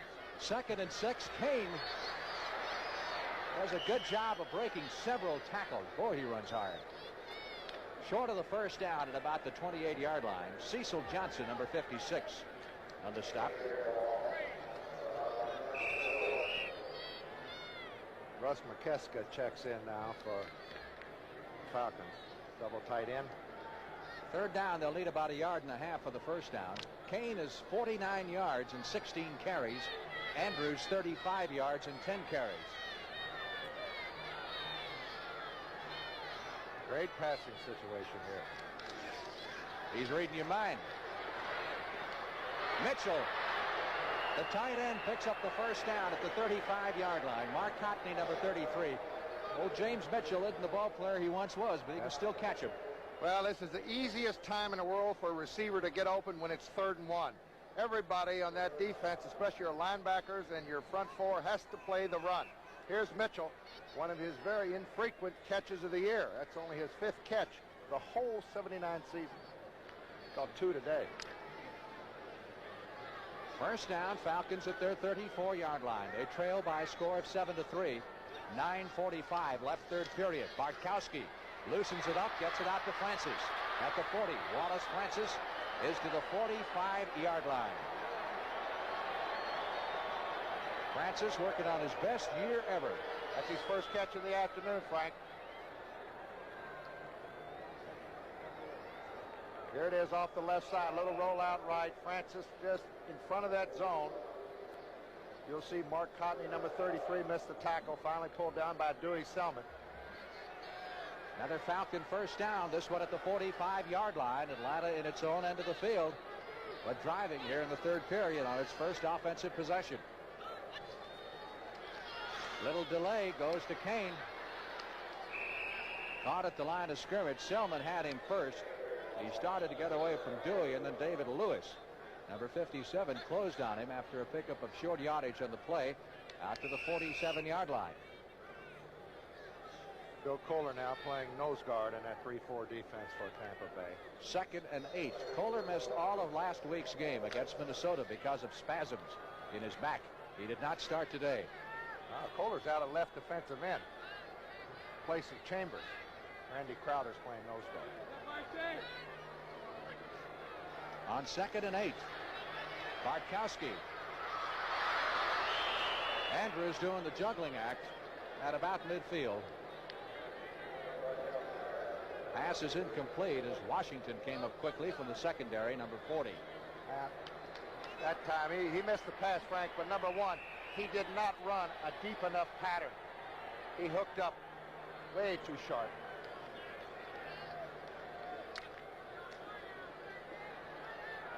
Third down conversions. Atlanta 3 out of 8.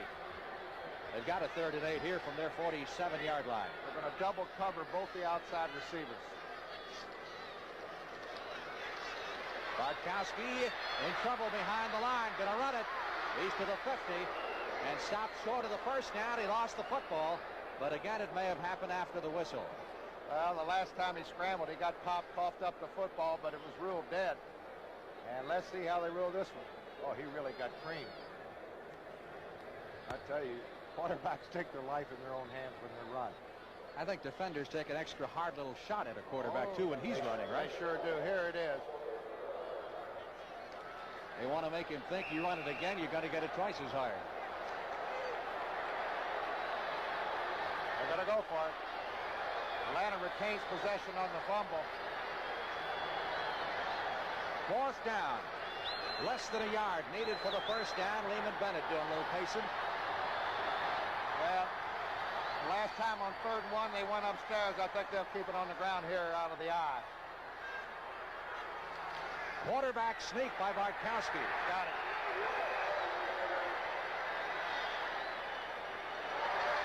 First down for the Falcons at the Tampa Bay 45. You know, talking about hard hits reminds me of one of the great stories I ever heard down near the goal line when they used to have the goalpost many years ago. Dick Nolan told me he was playing defensive back for the Giants, and Tank Younger, the Rams, took a handoff and put his head down and blew forward and bounced into the goalpost and just went down and was almost knocked out. And Nolan looked at him and said, "Boy, you come this way, next time I'll hit you even harder." It'd take a goalpost to stop Tank Younger, too. 1st and 10. Bartkowski with Jenkins on the far side. Make it Wallace Francis. At the 40-yard line, a pickup of 5 on that play. Mark Cottney, number 33, back there. Bartkowski starting to go now a little bit more to Wallace Francis. Same thing happened last Monday night. You didn't know Francis was in the game to the 4th quarter. Here a little square out pattern from a slot formation. 33 is Mark Cottney. 2nd down. Little less than 5 needed for the first down, actually closer to 4, as the officials have it marked at the Tampa Bay 44-yard line. Falcons have a pretty good drive working here. Started back at the 20-yard line. Kane, that's another Atlanta first down. This time at the 34. Curtis Jordan, number 25, on the stop. Straight ahead power football. Double wing. Got 2 blockers on each corners. They got Kane, the remaining back. And they're just trapped. The tight end block down. The tackle pulls out. You see Warren Bryant, 66, getting a good seal block. First down. 10 yards to go for the Atlanta Falcons at the Tampa 34. They trail 7-3. 5 minutes, 15 seconds left in the 3rd period. Francis in motion. Andrews, maybe a yard or so, and that's all. See, that's the down and hurts, Frank. They're moving the football, picking up 4, 5, 6 yards on first down. They get close, scoring position, and they only pick up 1. Now, in fact, they barely got back to the line of scrimmage here. Now it's 2nd and 10. That changes your whole thinking offensively. Baltimore in front of Cincinnati. Burt Jones must be back. Have they lost since he's been back? Well, he's just thrown a touchdown pass to Reese McCall. Joe Washington scored. 2nd and 10. Blitz by Tampa. Pass is caught. Let's see if he was out of bounds. No, sir. He did catch it at the 23-yard line on the far side. It was Alfred Jenkins. number 84 for the Falcons. Great pitch. Watch his pitch. There they are. Slot formation left. Rolling to his left. Bartkowski right on the money. Now this is a good catch. Actually, it was good coverage over there by Mike Washington, number 40. It was just good execution. Ball marked at the 23-yard line of Tampa. Another first down for the Atlanta Falcons.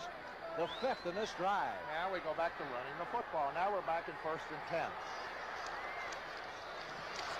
Kane caught at the line of scrimmage. Fights his way forward for 2 or 3. Close to the 20-yard line. Johnson, 56, and Lewis, 57. This is the way this defense has been playing, Frank, all year long. Now Tampa Bay is giving up grudgingly, so a few yards at a time. So long. Atlanta's held the ball now for 3 or 4 minutes, but the law of averages, an offensive team, they'll have a breakdown when you have 12 or 13 plays in a row.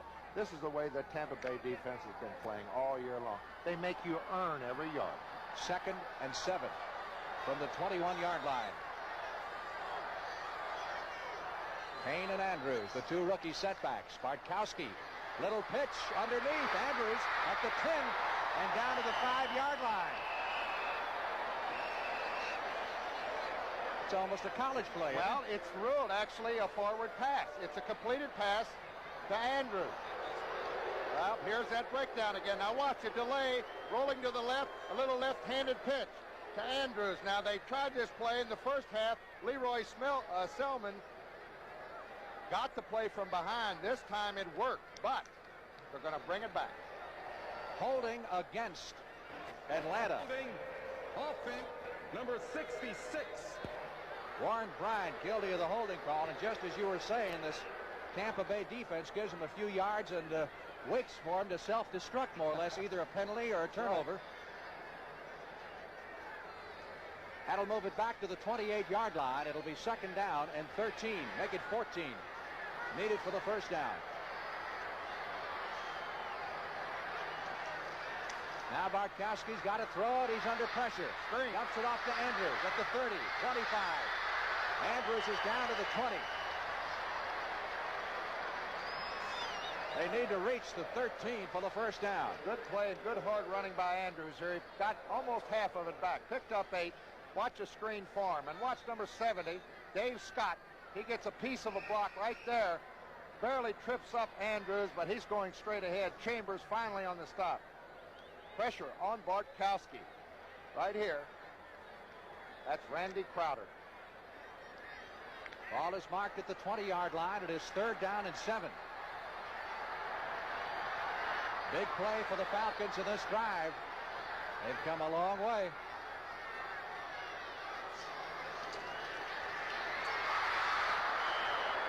A catchable pass. It came out a little hot, but Jenkins couldn't hold it. It was right there. He knew he was going to get popped for that safety man on those quick posts. You hear everybody talk about footsteps. You've got to be able to catch the football in traffic. And those receivers, they don't like to run that quick post. They know they're going to get their head torn off. So it'll be 4th and 7. Mazzetti has hit 1 field goal from 31 yards away. This attempt will be from 38. James will put it down at the 28-yard line. And it is no good. He missed it off to the left. He hooked it. That has got to be terribly disheartening, not only to Mazzetti, but to the Falcons, who held the ball for that long period of time, came all the way from their own 20-yard line, and they wind up with a big fat goose egg on this drive. Right. 2 minutes, 39 seconds left to play in the 3rd period here at Fulton County Stadium in Atlanta. Tampa still leading 7-3. If you think the thrill's gone out of driving, ease yourself into this. The 1980 Mercury Capri RS. Come on in, ease on down the road. Ease on down with a sexy European look and great base engine mileage ratings. 6 or 8 cylinder engines are also available, even an optional turbocharged engine. The Capri RS from Lincoln Mercury. A touch of Europe and a lot of American car. Ease on down the road. To the sign of the cat. Life of Georgia has millions of futures to protect. And one way we do this is with solid investments. in a hydroelectric plant in Quebec, a helicopter company in Oregon, energy research in Wyoming, a university medical complex in Alabama, the city of Atlanta, and many others. We're Life of Georgia. We're one of the largest life insurance companies in the United States, and we're working to ensure your future. Here's the field goal attempt once again. Well, they got a natural hook on the football. Looks like it's coming through. Now watch the hook. So important for these sidewinders to aim at that right goalpost when they kick. That looked like one of your golf shots. You've got to move the right hand That's over. it. Right? That's what it is. Hey, this way, got to move the right foot over it. Is what he did. First and 10 from the 20-yard line as Williams feeds Eckwood the football for Tampa Bay. And the Arkansas rookie gets it out to the 25 or 26. Tom Pridemore, number 27, on the stop. Pickup of 6. It'll be second down 4. Well, Terry Bradshaw and company are taking care of the Redskins. 4 touchdown passes by Terry Bradshaw today. They now lead the Washington Redskins 31-7. You see the Giants a 1-point lead over Dallas. Our score 7-3. Tampa Bay leading. We have not had a score here in the second half. 2 minutes, 5 seconds left in the third period. Second and 4 for the Buccaneers at their 26-yard line. Ricky Bell out to the 28. Pickup of 2. It'll be third down. Still 2 needed for the first. Robert Pennywell, number 59, the middle linebacker on the stop. There's Bradshaw having a day in that one, as I told you. 4 TD passes. Tampa Bay, good road team this year. Of their 7 victories, 4 have come on the road. They are 4-1 away from home. And as we mentioned, they're 5-0 against Central Division teams in their own division, and they've won 3 of those on the road. And the season, the teams that they have to play down the stretch, they're going to be favored, most of them. Probably all of them, right? I would think so. On 3rd and 1, they go wide to Eckwood, and Eckwood driving for the first down. Just did get enough. He did it on his own. Frank Reed on the stop. After they play at Detroit next week, Tampa Bay goes home for 3 straight against the Giants, Minnesota, and Chicago. And they close with San Francisco and Kansas City. And I would think they're going to be favorites in maybe all those games. Would you? I would imagine so. And it might be a little bit early to start talking about this, but wouldn't it be something to have the home field advantage in the playoffs? Well, if they have the best record in the conference, they'll get it. And right now it's Tampa and Dallas, 7-2. First and 10. Bucs at their 31-yard line. Safety blitz. Williams. Caught by number 50, Greg Brazina, the linebacker. Now, Brazina has been an interesting case this year. He had something like 10 quarterback sacks last year. That was his first sack this year. Here's Doug Williams. He's trying to get it off in a hurry here. Brazina comes around the outside, and this is only the 3rd sack of the season for Williams.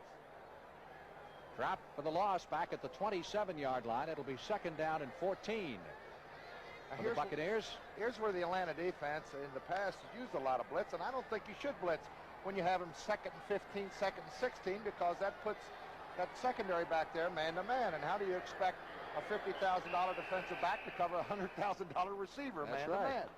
That's the quarter. Time has run out in the 3rd period of play. So, at the end of 3 quarters here at the Fulton County Stadium in Atlanta, Georgia, Buccaneers 7, Falcons 3. I'm Cheryl Teague. I feel at home in front of the camera. But behind the camera, I don't know the difference between a lens opening and a Broadway opening. So I rely on my Olympus OM10. My trusty OM10 gets great shots automatically. My OM10 has the smart little red light that tells me when it's okay to shoot. Oh, it's okay to shoot. Hold it, fellas.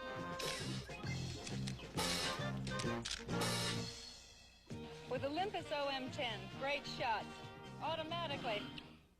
Ladies and gentlemen, start your engines. Ladies and gentlemen, protect your engines. The same way 31 out of 35 of this year's Indy 500 drivers do in their everyday driving with Valvoline motor oil. Because stop-and-go driving can punish your engine as much as 500 miles of speed. Washington, D.C. International, 28th running of the Turf Classic from Laurel Racecourse in Laurel, Maryland. Great horses in that. Golden Act, who was in the money in all 3, Triple Crown, Races, bowl game, one of the great turf horse, handicap horse in America. He'll be in there. They're also going to have live coverage of a special tribute to Affirmed. Starting the final period of play, we had a fumble on the play. The ball is still loose. Who's got it? They're trying to unscramble. Referee Ben Dreith has not given an indication as to which way it'll go. Atlanta has recovered the fumble. I don't know who got it. It was a big scramble, but anyway, we know Atlanta has it. Greg Berzina was around the football again. The South will rise again. First down for Atlanta at the 28-yard line. Here it is, a pitch around the left side. Eckwood's got the football. This is his 7th fumble of the year. He's had a problem coughing up the football. When we come back, the Falcons are in business. Meet the family of high-mileage 1980 Mercuries, Zephyr, Bobcat, Capri. Come on in, ease on down the road. Ease on down with the high-mileage ratings of Mercury Bobcat, one of America's lowest sticker prices. Zephyr, great mileage ratings with a lot of room for the money. Or Capri, mileage with a sexy European look. Ease on down the road. Meet the high-mileage Mercuries at the sign of the cat. Some guys never learn. They're still taking it on the chin. Gotcha. Norelco offers the Norelco rotary razor. Not 1 or 2 blades, but 36 blades inside 3 adjustable floating heads and a unique shaving angle for a very close shave without a nick or cut. So say hello to the Norelco rotary razor and say goodbye to Gotcha. Atlanta, Georgia, and some of the Falcon fans. Kiss our grits. That's right out of Alice. On CBS tonight, 1st and 10, Falcons at the 28 of Tampa Bay. Going against the #1 defense in the NFC. Bartkowski sends Kane up the middle. Inside the 25 to the 24-yard line. Look at this time of possession through the first 3 quarters. You believe Atlanta's trailing in this football game? Opportunities they have had. Well, they've controlled the football. And keep in mind that drop pass by Isaac Hayden. Sure 6 points. 2nd down, 5. Bartkowski has the Falcons down at the Tampa Bay 23. That's Kane in motion. Bartkowski goes up the middle to Mayberry, who has just come into the game, and Mayberry, another outstanding rookie running back, carries down to the 20-yard line. That'll be close to a first down. 3rd quarter. 4 minutes to go. Still in the 3rd quarter. Philadelphia 16, Cleveland 10.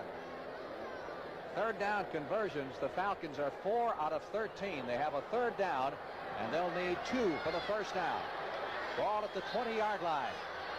They might have 2 downs. They might go for it on 4th down. Kane, who's been their bread and butter man, driving for the first down. And it will be close at the 18-yard line. That's the point they needed. Ben Dreith, the referee, signaling an official timeout. And let's see if we'll need the measurement. Got a player shaken up. May have been... Well, Kane was running hard. Yeah, it was Kane. Boy, he really went hard into the tile. Well, that's a tough play on short yardage, Frank. You get any penetration on a pitch like this, it's going to foul it up. You'll see the pitch sweep left, and Kane just does it all on his own right there. Good quick block by Andrews. He puts his head down, and he's close, and I think he's got it. The sound of the crowd, he does. They did pick up the first down. Kane still being tended to down to the field. Lynn Kane out of Southern California. He was recruited, by the way. There's another one by back John up. McKay. There goes Chambers. We'll return to Fulton County Stadium in Atlanta after this word from your local station.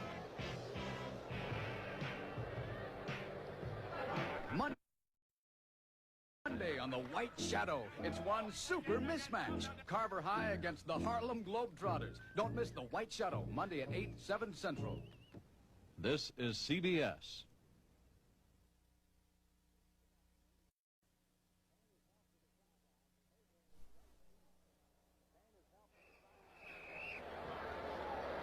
Kane is helped to the sidelines, favoring his right knee. Let's pick it up and see if we tell where he gets hit. There he cuts back. He's got his balance here, and he gets swarmed under. Just might have been a strain. Back to live action now. 1st and 10 from the 18-yard line. Bubba Bean, number 44, who has come into the ball game, where Kane takes the carry. Bean, kind of a forgotten man. Former top draft choice of the Falcons. He teamed with Haskell Stanback, their top 2 runners all of last year. And they're both on the bench now with these 2 good rookies, Kane and Andrews. And Stanback and Bubba Bean led this team in rushing the last 3 years. Pickup of a yard, 2nd and 9 from the 17-yard line. Atlanta trailing 7-3 early in the final period.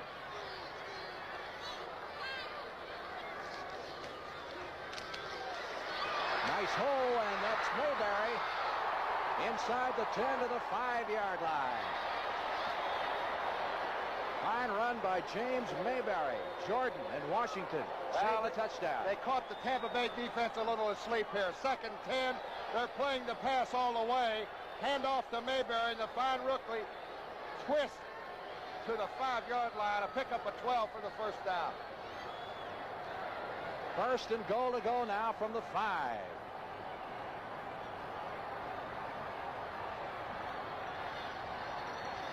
Fans really coming alive. Capacity crowd of better than 60,000. Mayberry and Bubba Bean are the setbacks. That's Bean in motion. Bartkowski calls the signals. It's Mayberry trying to climb the mountain over the middle. Maybe a yard at the 4-yard line before he's shoved back. It's a little sticky down there. Oh, does it ever. Sounds like a man who's been there before. He got popped right here, right over the middle. They give it to the first back. Mayberry goes up and over. All he's trying to do is to get his body over and possibly fall to about the 2 or the 1-yard line. Good, solid defense. Mayberry, 3rd-round draft choice out of Colorado. 2nd goal to go from the 4. The middle linebacker should really be the key here. He should key on that fullback. Bartkowski, kind of a half roll. That's 6 points. Atlanta leads. James Mitchell, number 86, the tight end. That's his first touchdown of the year. And he's having his best day. It's his 3rd catch of the day. He only had 4 receptions all year long, Frank. And this is a little roll right. He comes back against the grain from his tight end position. All the flow goes to the right. And there's Jim Mitchell all alone. Walks into the end zone. You don't want to do that. That's about a $50 That's right. fine, isn't it? He caught it in mid-throw there. Had he thrown that thing up in the stands, it would have been a big fine. $200 fine. Mazzetti on the extra point. Atlanta has the lead for the first time in the football game. So things are getting interesting here at Fulton County Stadium. 11 minutes, 10 seconds left to play, and the Falcons lead for the first time. 10-7. It's the Delco Freedom Battery Sale. What do you want from a car battery, America? Freedom to start in the cold. Thanks, Delco. And you? Freedom from adding water. Thanks, Delco. Then come on to the Delco Freedom Battery Sale. AC Delco is making it possible for you to save on the powerful, never-add-water Delco Freedom Battery. At participating outlets where you see the Delco Freedom Battery Sale poster.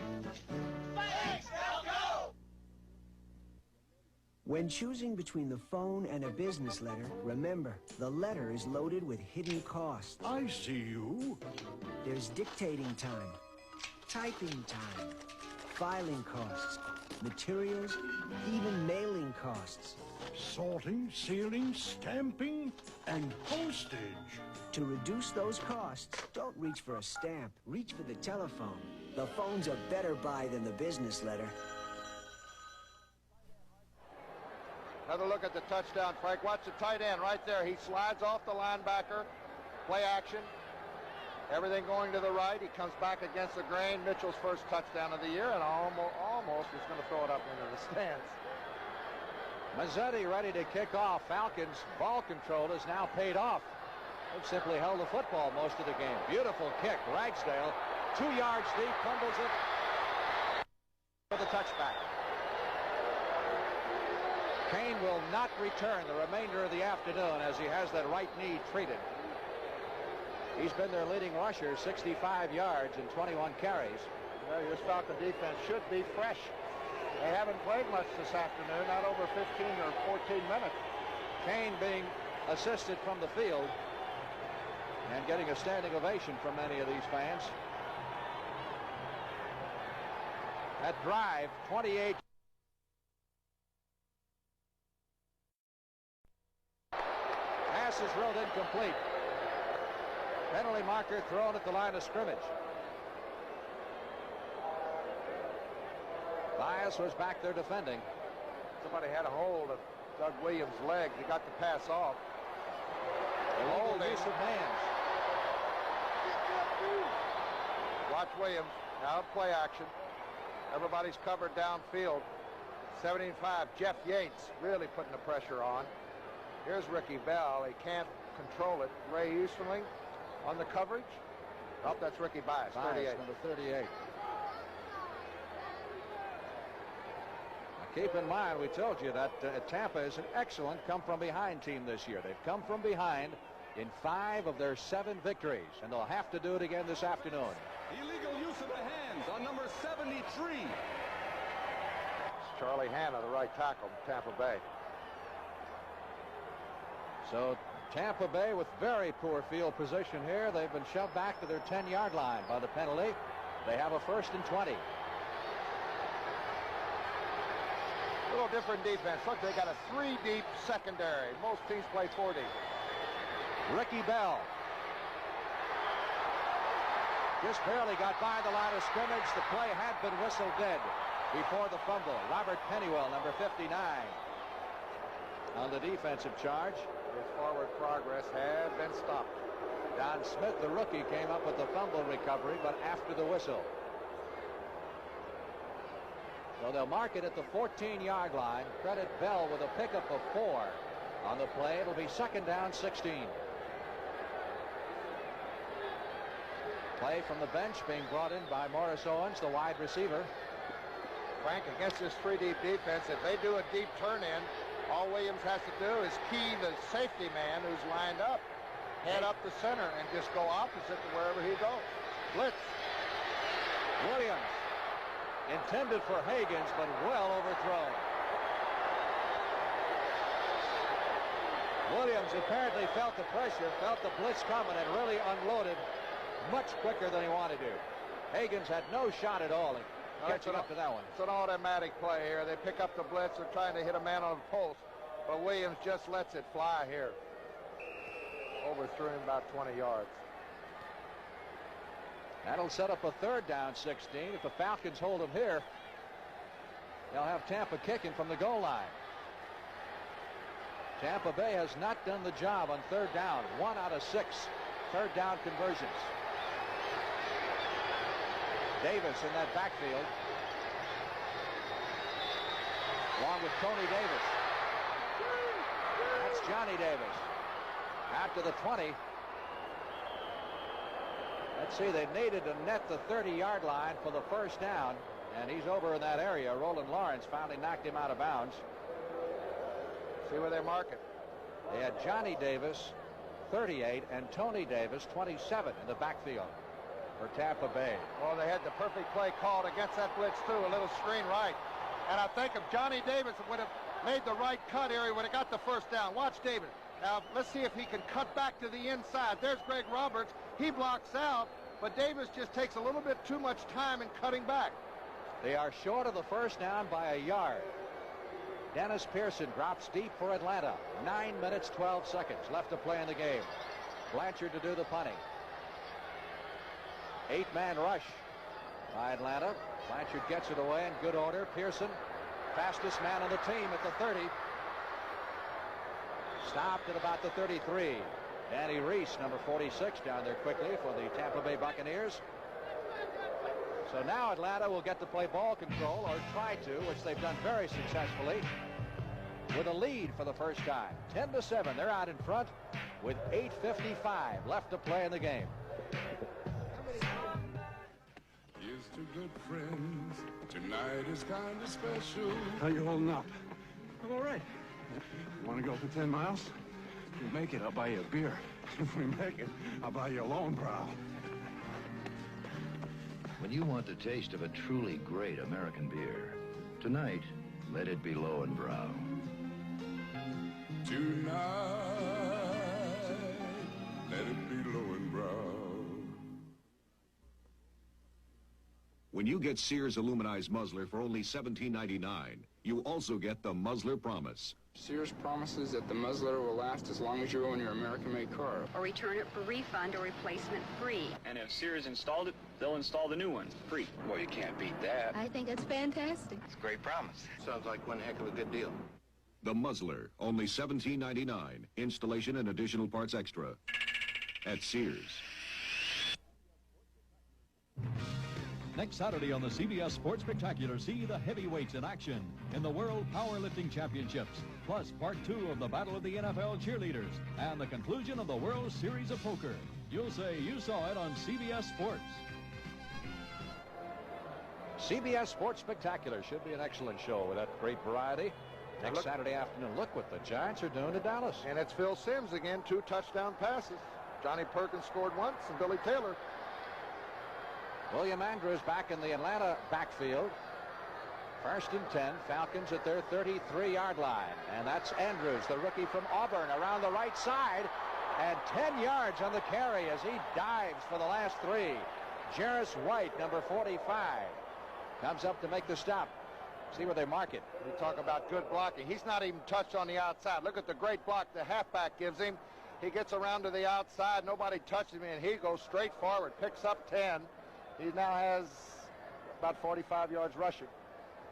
Close enough for measurement. Right at 10 yards. Now it's up to the Tampa Bay defense, the #1 defense in the NFC, to try to hold them here and get the ball back for the offense. Just short of the first down by a foot or so. Lynn Kane had 65 yards on 21 carries today before he went out with an injury. That's the time left in the football game. Bartkowski is at 10 out of 18 for 77 yards. 1 touchdown. Had 1 picked off. Frank, a couple of field goals in this one by Tony Franklin. They lead Cleveland 19-10. And New England, field goal by John Smith, the difference in that one. Our score 10-7. Atlanta leading Tampa. 2nd down, less than a yard for the first down. Falcons at their 42. Bartkowski throwing on 2nd down. A lot of pressure, and he is whipped down at the line of scrimmage.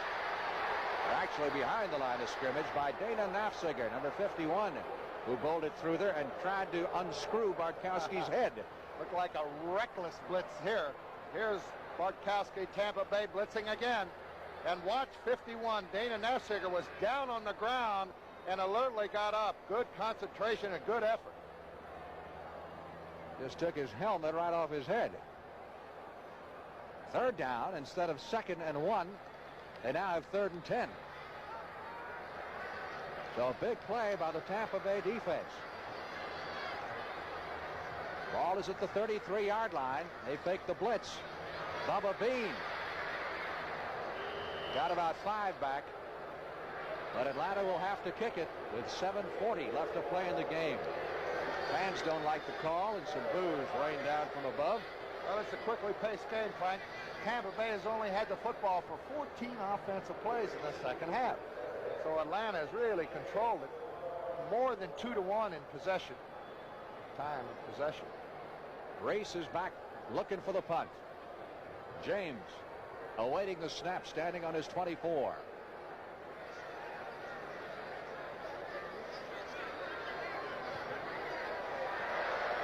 Beautiful sailor. Race tackled immediately at the 23-yard line. So the Buccaneers will take over at their 23, trailing by 3 points with 7 minutes. 4 seconds left to play. 40 yards in the punt.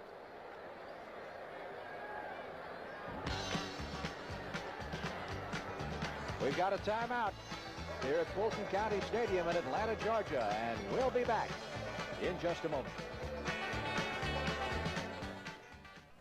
How long do you want your car to last? 1,000,000 miles. She's already done 89,000, and the only thing I've ever done to the engine is tune it up. Of course, I check it regularly. And the only motor oil I've ever used in my car is Quaker State. Quaker State can't promise everyone the kind of mileage Julian Fry gets, but Quaker State helps cars last. And that's a fact. I guess that's why Quaker State's the best-selling motor oil in America.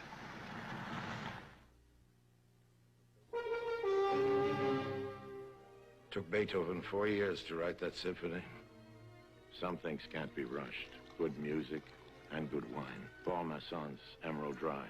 A delicious white wine. Paul Masson wines taste so good because they're made with such care. What Paul Masson himself said nearly a century ago is still true today. We will sell no wine before it's time.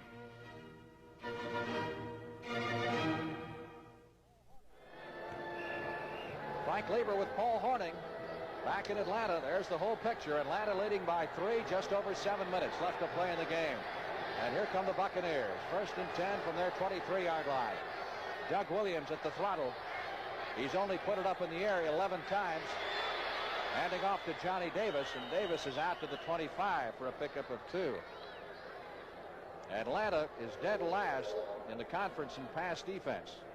And Tampa just hasn't had the football that much, but they've only thrown 11 times. Williams has completed 6 for 121 yards, and better than half of that came on one throw.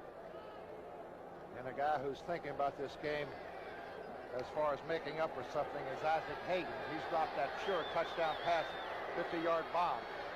He was the hero last week against Minnesota with 5 big catches. Ricky Bell is stacked up at the line of scrimmage. Jeff Yates, number 79, the first to get to him. That'll set up 3rd down, and looks like about 7 for Tampa Bay. Clock keeps rolling along. Under 6 minutes left to play in the game. Well, as Frank said, Tampa Bay hasn't thrown the football that much. Jimmy Giles, their fine tight end, caught 5 touchdown passes, and he has been shut out this afternoon. Ricky Bell, Johnny Davis in the backfield. A lot of stunning. Quick throw to Higgins. He hung on to this one. It'll be close for a 1st down. Rick Bias made the stop. You see that quick release? That was a great catch by Higgins. He did get the first. That's a big play. He really hummed this, Frank. Look, going a back away. Watch Higgins up in the air, stretched out. Ricky Bias made a good hit. Take another look. Watch a quick release right away, going balance. He's off balance, going backwards. Still got enough strength in that arm to put it there. 1st and 10, Tampa Bay. Buccaneers at their 33-yard line. Need a field goal to tie. Touchdown to win it here. Bell knocked down at the 37-yard line by Fulton Kuykendall, number 54, and Brezina, number 50.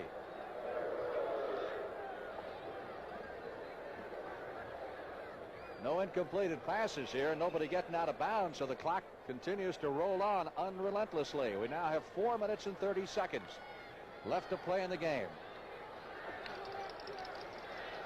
Tampa Bay so far content to nickel and dime it down the field. 2nd down, 7.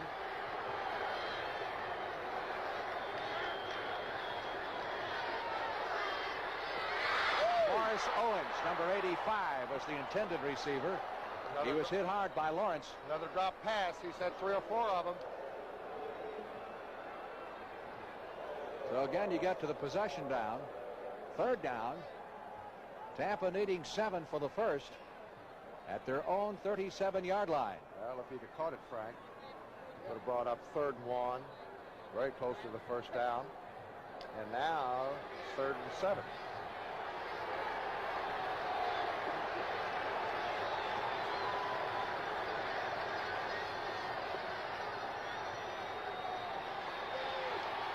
Sideline throw over the head of the intended receiver, Larry Mucker. And he was open. Williams just a little bit too quick there. Look at him. He's putting up his arms. He would like to have that one back. Mucker was wide open on the little square out, and he had the 1st down if he was on target. So Blanchard comes in to do the punting. Tampa Bay will have to give up the football with 4:11. left on the clock. Pearson is back deep.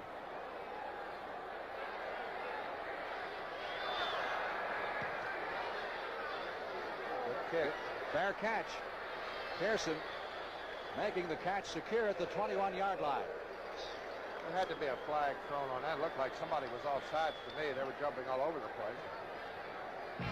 No sign of any marker. So the Falcons will take over here and try to run out the clock if they can on Tampa Bay. Alcoa can't wait. Since time began, nature has demonstrated the wisdom of recycling. In rain that falls to the earth, travels to the sea, and rises to the clouds again. Now, man must learn to recycle too. At Alcoa, we've already started by initiating programs that are saving billions of aluminum cans every year. Raw materials and energy too. Recycling, we're simply doing what nature has always done. We can't wait for tomorrow. Alcoa can't wait. Motorcraft battery, it's alright. Saved my life one dreadful night when I told Big Dutch I want to fight.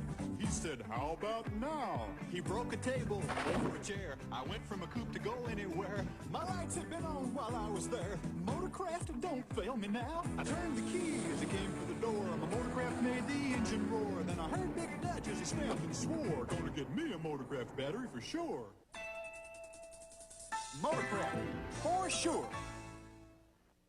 Hollywood, the glamour capital, has another side. A seedy world of flesh peddlers where a killer is stalking the 11th victim. The Tuesday movie at 9, 8 Central and Mountain. Well, here's the punt. Let's see if Atlanta was offsides. Watch the center. You'll see movement in the red jerseys. There's one guy, and the man on top of your screen was way across the line of scrimmage. Looked like it was offsides. There were not any flags. Atlanta has the football and a first down at their 21-yard line. Timeout certainly will become a factor here. And both clubs have all three of their timeouts remaining. San Diego over Kansas City, 10-0. Falcons have done a great job with ball control. They give it to Andrews. Andrews plows forward to near the 25-yard line. Gain of 3 on the play. It'll be second down 7. See where they mark it. We'll put it down right at the 25, looks like. So make it 4. That'll make it second and 6. Cowboys have scored a touchdown on the Giants. They're in the final period, 14-13 now. Roger Staubach threw a 33-yard touchdown pass to Drew Pearson. 2 minutes and 25 seconds left in that New York-Dallas game.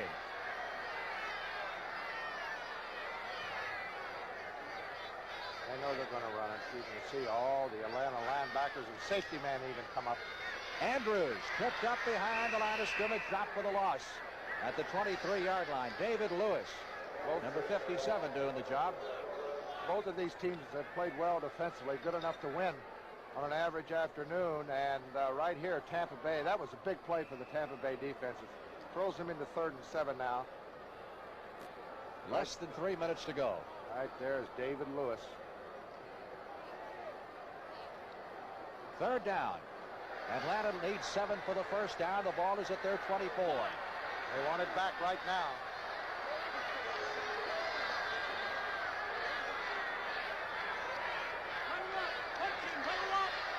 Bartkowski gets excellent protection, and the pass is dropped by Mitchell.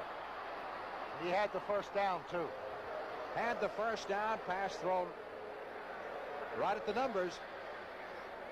That was too easy. So Atlanta will give it up with 2 minutes and 31 seconds to go. And Mitchell just wants to find a place under the bench to crawl and hide.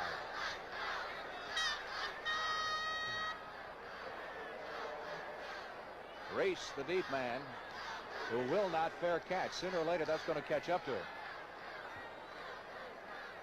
And he'll get belted just as he catches a football, and it may prove to be costly. High kick. Oh, he's something. Lets it bounce to the 25. It'll be down there. He kicked it a mile high. Reese got, I think, caught looking up into the sun and let it bounce. Clock shows 2 minutes and 19 seconds. See if we had a flag. 51-yard punt. So foul. 87 on a white team. Oh, is this hurt? Buccaneers certainly don't need this. Personal foul on the special teams on a loose punt. That'll move it back to the 13-yard line. Mental error here really cost Tampa Bay. Personal foul on Larry Mucker. So the Buccaneers have the football, which they want, but they didn't want it quite this deep. They're back at their 13-yard line. 1st and 10, 2 minutes, 19 seconds left to play in the game, and they trail by a score of 10-7. Mucker wide to the right side. Higgins is split off to the left.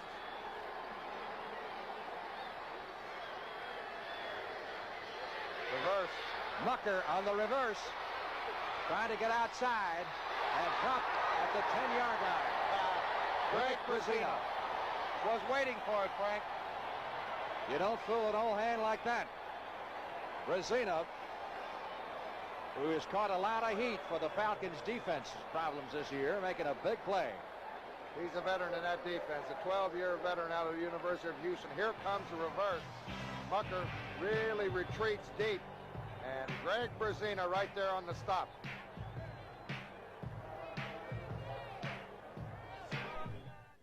How many times have you wanted to pack it all in and take off?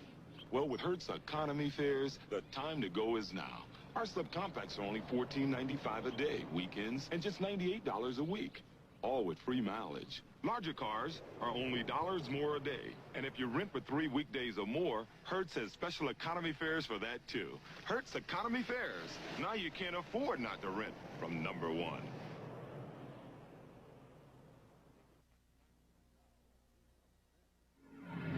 Now, the best Zenith ever, System 3, is even better. Even better. The sharpest Zenith picture ever. Sharpest picture. An all-modular chassis designed to be the most reliable Zenith ever. Most reliable. And now, better sound. 4 speakers, audio jacks, even an audio control center. Better sound. Zenith System 3. System 3. Now, even better.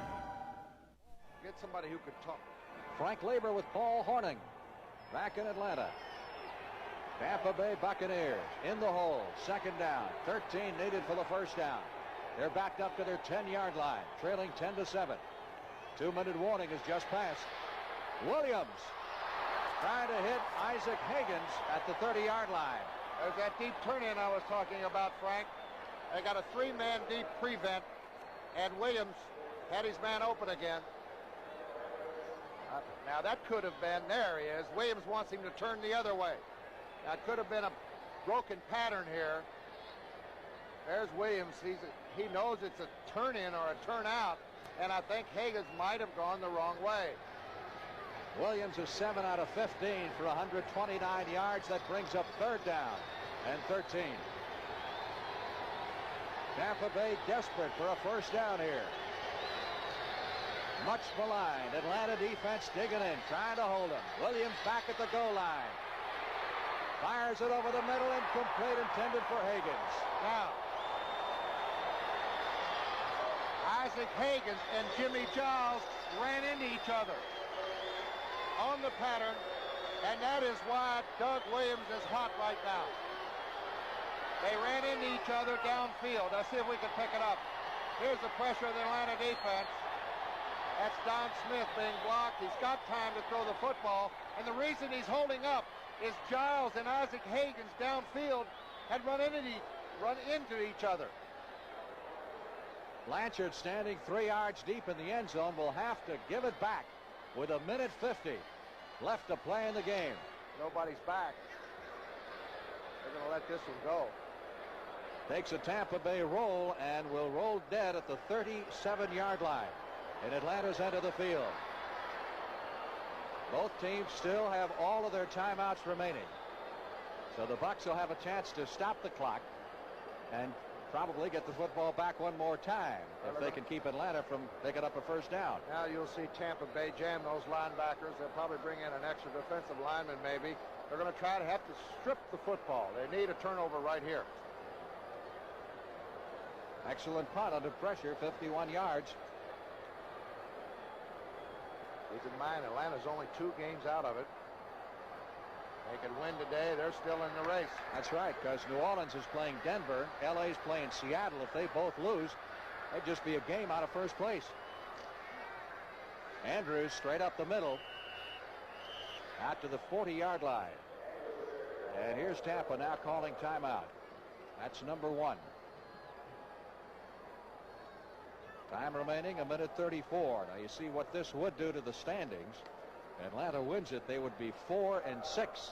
And if New Orleans would lose today at Denver, which is not without the realm of possibility, they'd be 5-5. They will be right in it. It's tough to beat Denver at home. And the Rams, of course, have had problems with everybody, and Seattle, of course, can score. Yeah, they're no cinch at home. Rams. Well, they've been hurt, banged up. Look at this. 4 touchdown passes by Terry Bradshaw in this one. Steelers continue to roll. Undoubtedly the strongest team in pro football right now. That would make them 8-2. Dallas on the verge of getting beaten in New York, trailing 14-13 in the last 2 minutes of that game. This is a halftime score, and Burt Jones hurt his shoulder again. But he's back in. He is back in. Okay. Second down. Falcons need 8 for the first down at their 40. Run the sweep. You got it. Bubba Bean. Bean at the 50, 40.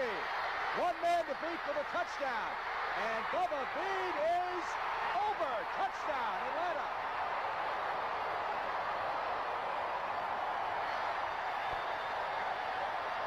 Oh, 60 yards by Bubba Bean. You talk about coming out of mothballs. Bubba Bean, one of the forgotten men of the Atlanta Falcons this year with the rookie running backs. Let's look at it. Maybe we can provide some music accompaniment. Yeah, let's bring up the music. You don't have to say anything about this.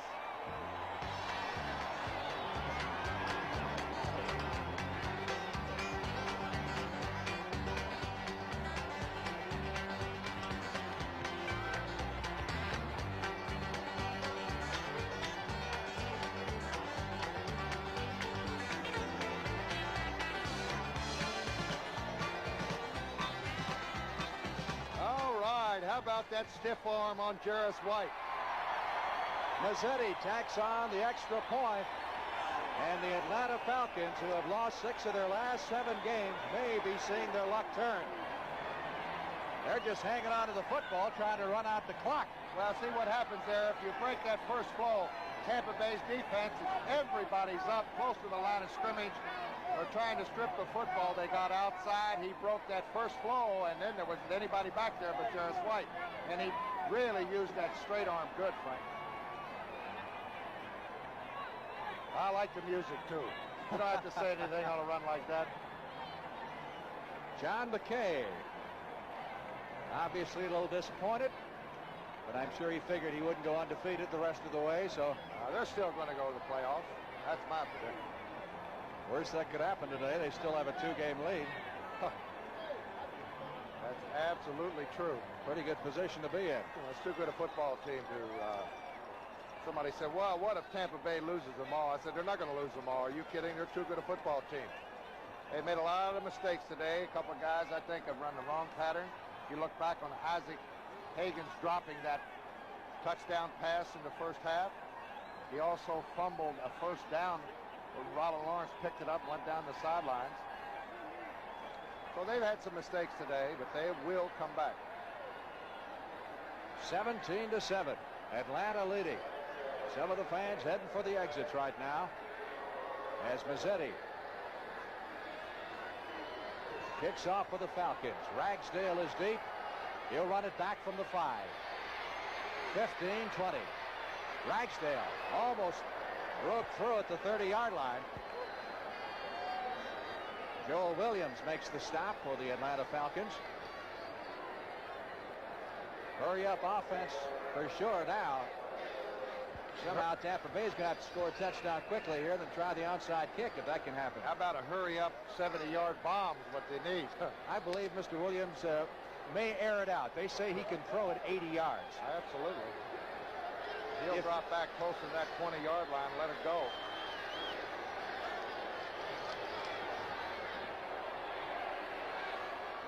Over the middle and almost intercepted. Colton Kuykendall, number 54, got his hands on the football. Only dropping 8-man deep. A little tough to throw against that defense. Now here they are, Greg Brazina, double coverage. They got him. There he comes across the middle on the post. And all Williams is trying to do is hit him in the middle of that seam between the linebackers. Buccaneers still have 2 timeouts left. 1 minute, 9 seconds. 2nd and 10.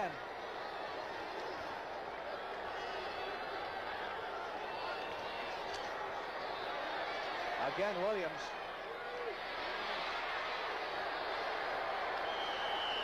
This is complete, but not much yardage there for Ragsdale. I'm sure the Falcons will give him 10, 15 yards a whack here in order to keep that clock moving. Timeout being called with 59 seconds to go, and that will leave Tampa Bay with just 1 timeout remaining. Williams has gone over to the far sideline to confer with John McKay.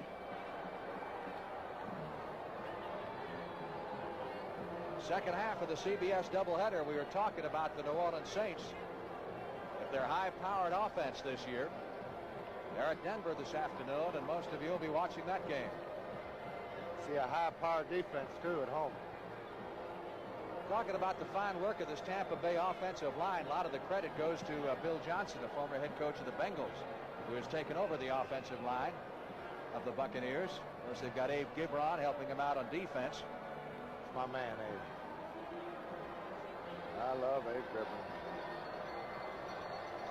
Abe, who has put on great shows in restaurants all over the country. I'll tell you.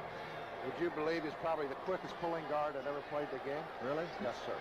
3rd down, 3. Tampa Bay from its 37. They got to start thinking first down now, too. Going long down the sideline. Pass was intended for Jones, the rookie, number 84. Gordon Jones, one of their top draft picks this year,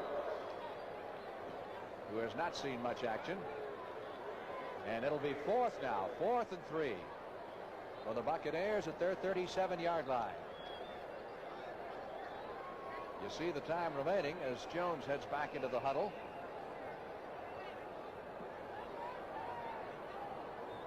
Tampa Bay at Detroit next Sunday, and then they return home for 3 games.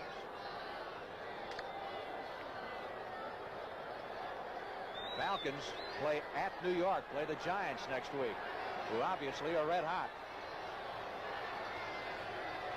4th and 3. This could be it. He doesn't at least get the first down. Mucker, excellent catch. First down at the 42-yard line of Atlanta. Got to take a timeout. 40 seconds left. Tampa Bay out of timeouts now.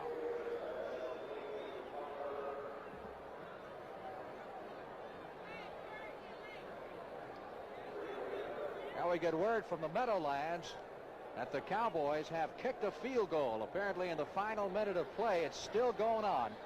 There's 2 seconds left to play in the game as Seption has kicked a field goal and propelled the Cowboys past the upset by the Giants, 16 to 14. I was pulling for the Giants, underdogs. Phil Sink, my Kentucky boy. And I know you're pulling for the Cowboys. Now, why would you say a thing like that? Oh, we're all impartial.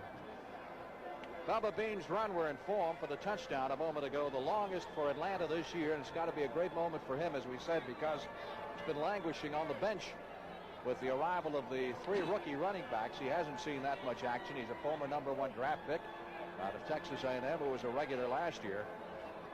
And boy, he responded like a thoroughbred when they needed him. 1st and 10. Tampa at the Atlanta 42-yard line. No timeouts left for the Buccaneers.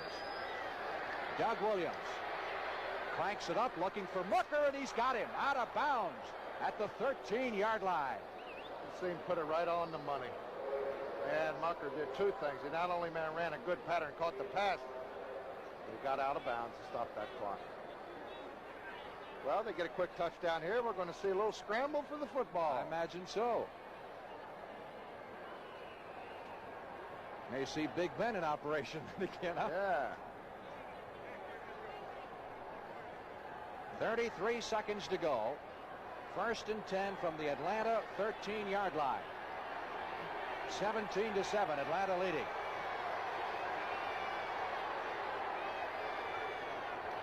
Here comes the safety blitz. Williams gets it away, intended for Morris Owens. Right out of his fingertips. Been a tough catch over his outside shoulder. Oh, they put Williams right on his back. Brazina was through there, and so was Dewey McClain, the linebackers, putting a lot of pressure on Williams. Second and 10 from the 13-yard line. That took 5 seconds. I don't know why teams don't delay a back on a safety blitz right up the middle. Almost like Atlanta got caught last week on that field goal when they completed a pass to Herrera, the kicker. If you put a back right in that area where the safety blitz comes from, he's going to be wide open. A Dallas Giants game now final. Williams floats it out for Giles, and Giles scores for the Buccaneers. His first catch of the day, too. So Tampa Bay scores with 22 seconds to go, and certainly will see the onside kick. Here it is. Jimmy Giles, the tight end. You see him playing off the linebacker there. Picked up the blitz again.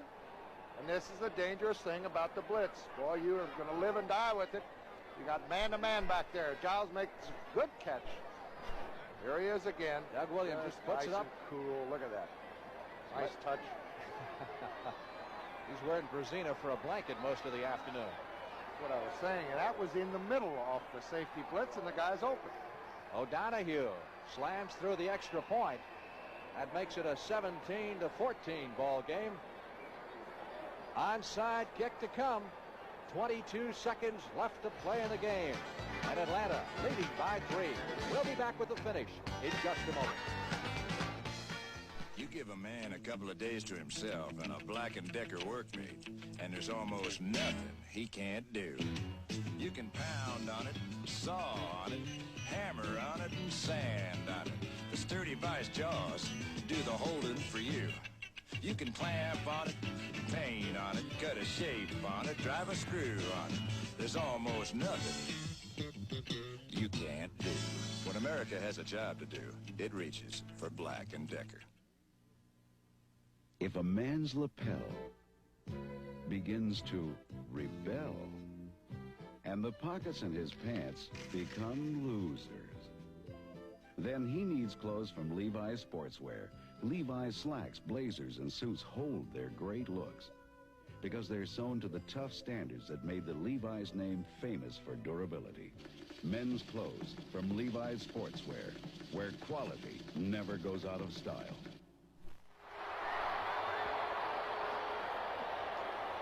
Onside kick is covered by Ray Easterling, number 32 of the Atlanta Falcons. Here it is. We're going to show it to you. Atlanta, of course, got all those good receivers, kids with the good hands up there. He kicks it to his right with his left foot, and it's right there for Ray Easterling. Covers it beautifully.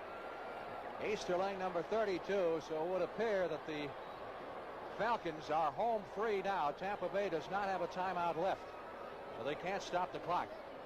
And all Mr. Bartkowski has to do is just sit down with the football.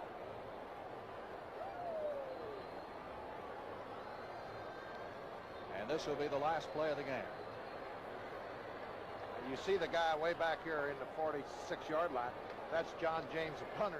In case there's a bad snap, it goes over his head. That's all of it. So the Atlanta Falcons have broken out of the doldrums. Lehman Bennett coming across the field to acknowledge John McKay, his opposite number. And Steve Bartkowski this time has brought the Falcons from behind in the second half to beat Tampa Bay. Falcons hang right in there, Frank. Atlanta 17 and Tampa Bay 14. Buccaneers' third loss of the season. Against 7 victories, they will still maintain at least a 2-game lead in the NFC Central Division, depending on what happens involving New Orleans this afternoon and also the Los Angeles Rams. And the Falcons still very much in their divisional picture with their 4th victory of the year against 6 losses. The NFL on CBS will be back after this word from your local station. Angie Dickinson is the suicide's wife, struggling to be a mother and a woman again. The Suicide's Wife, the Wednesday night movie. This is CBS.